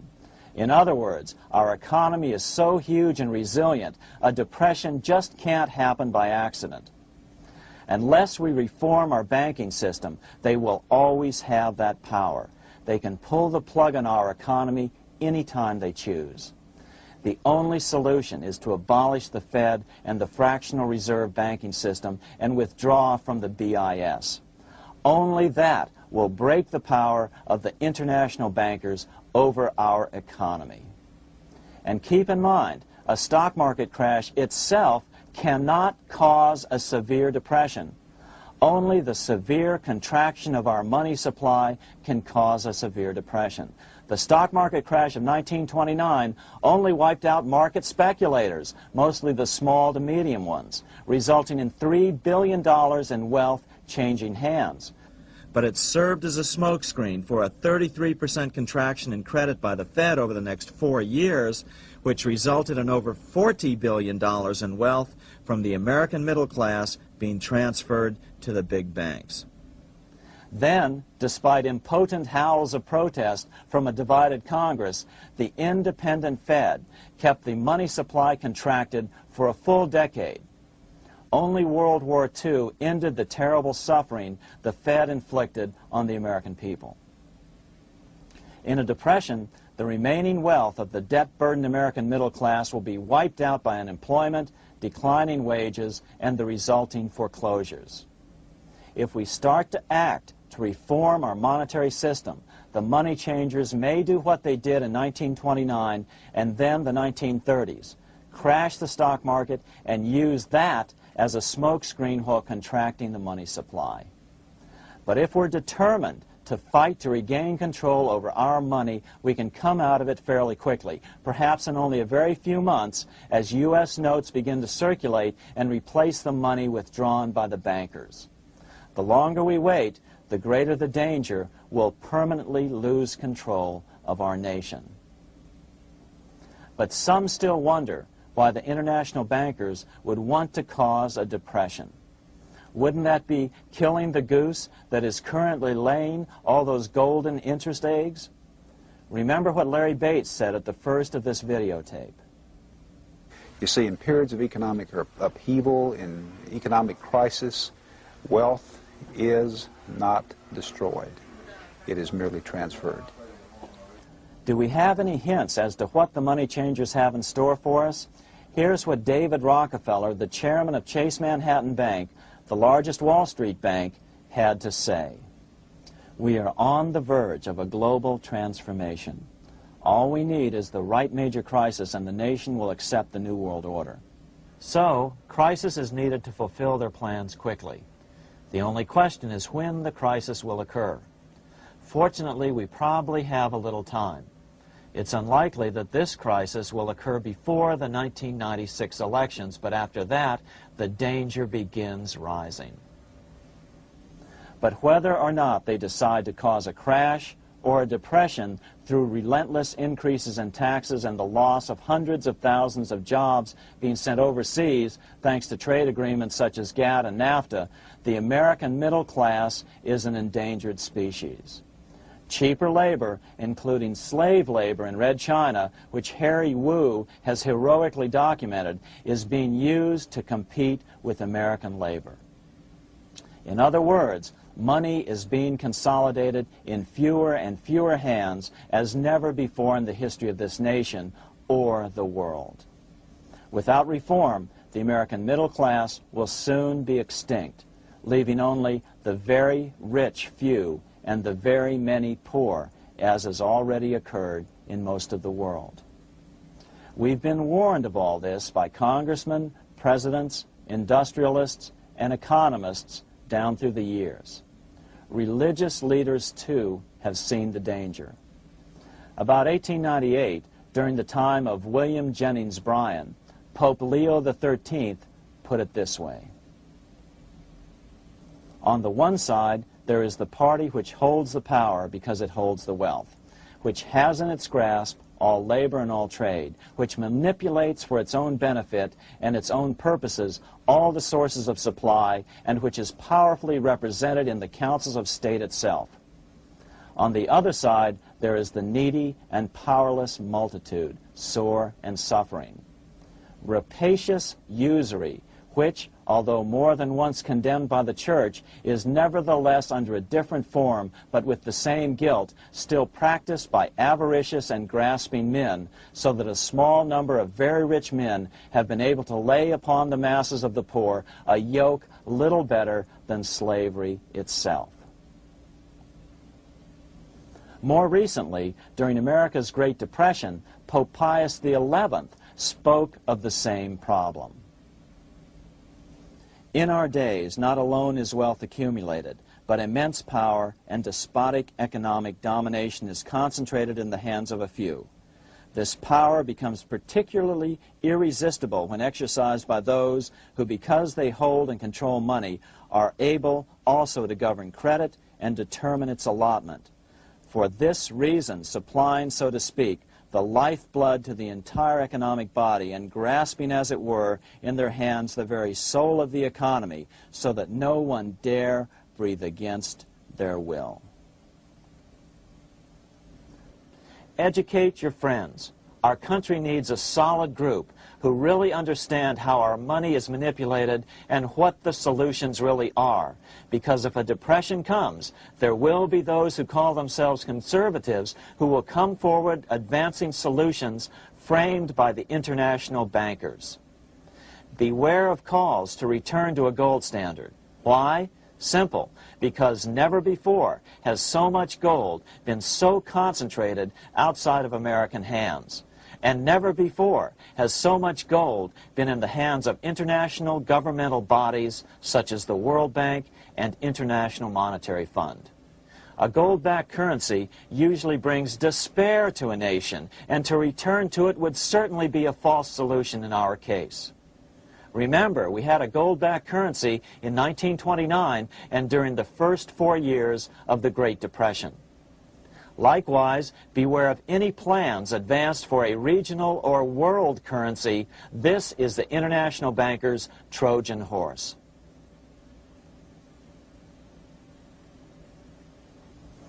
Educate your member of Congress. It only takes a few persuasive members to make the others pay attention. Most congressmen just don't understand the system. Some understand it, but are so influenced by bank-packed contributions that they ignore it, not realizing the gravity of their neglect. We hope we've made a valuable contribution to the national debate on monetary reform. It remains for each man to do his duty, consistent with his state in life. May God give us the light to help reform our nation and ourselves. We say ourselves because ultimately vast multitudes of men are going to be driven more and more to desperation by the accumulation of the world's wealth in fewer and fewer hands. Men will tend to become like their oppressors, selfish and greedy. Rather, let's keep in mind during this period of reform a warning not to lose sight of greater things, as Pope Pius XI put it. For what will it profit men that a more prudent distribution and use of riches make it possible for them to gain even the whole world, if thereby they suffer the loss of their own souls? What will it profit to teach them sound principles in economics, if they permit themselves to be so swept away by selfishness, by unbridled and sordid greed, that hearing the commandments of the Lord, they do all things contrary?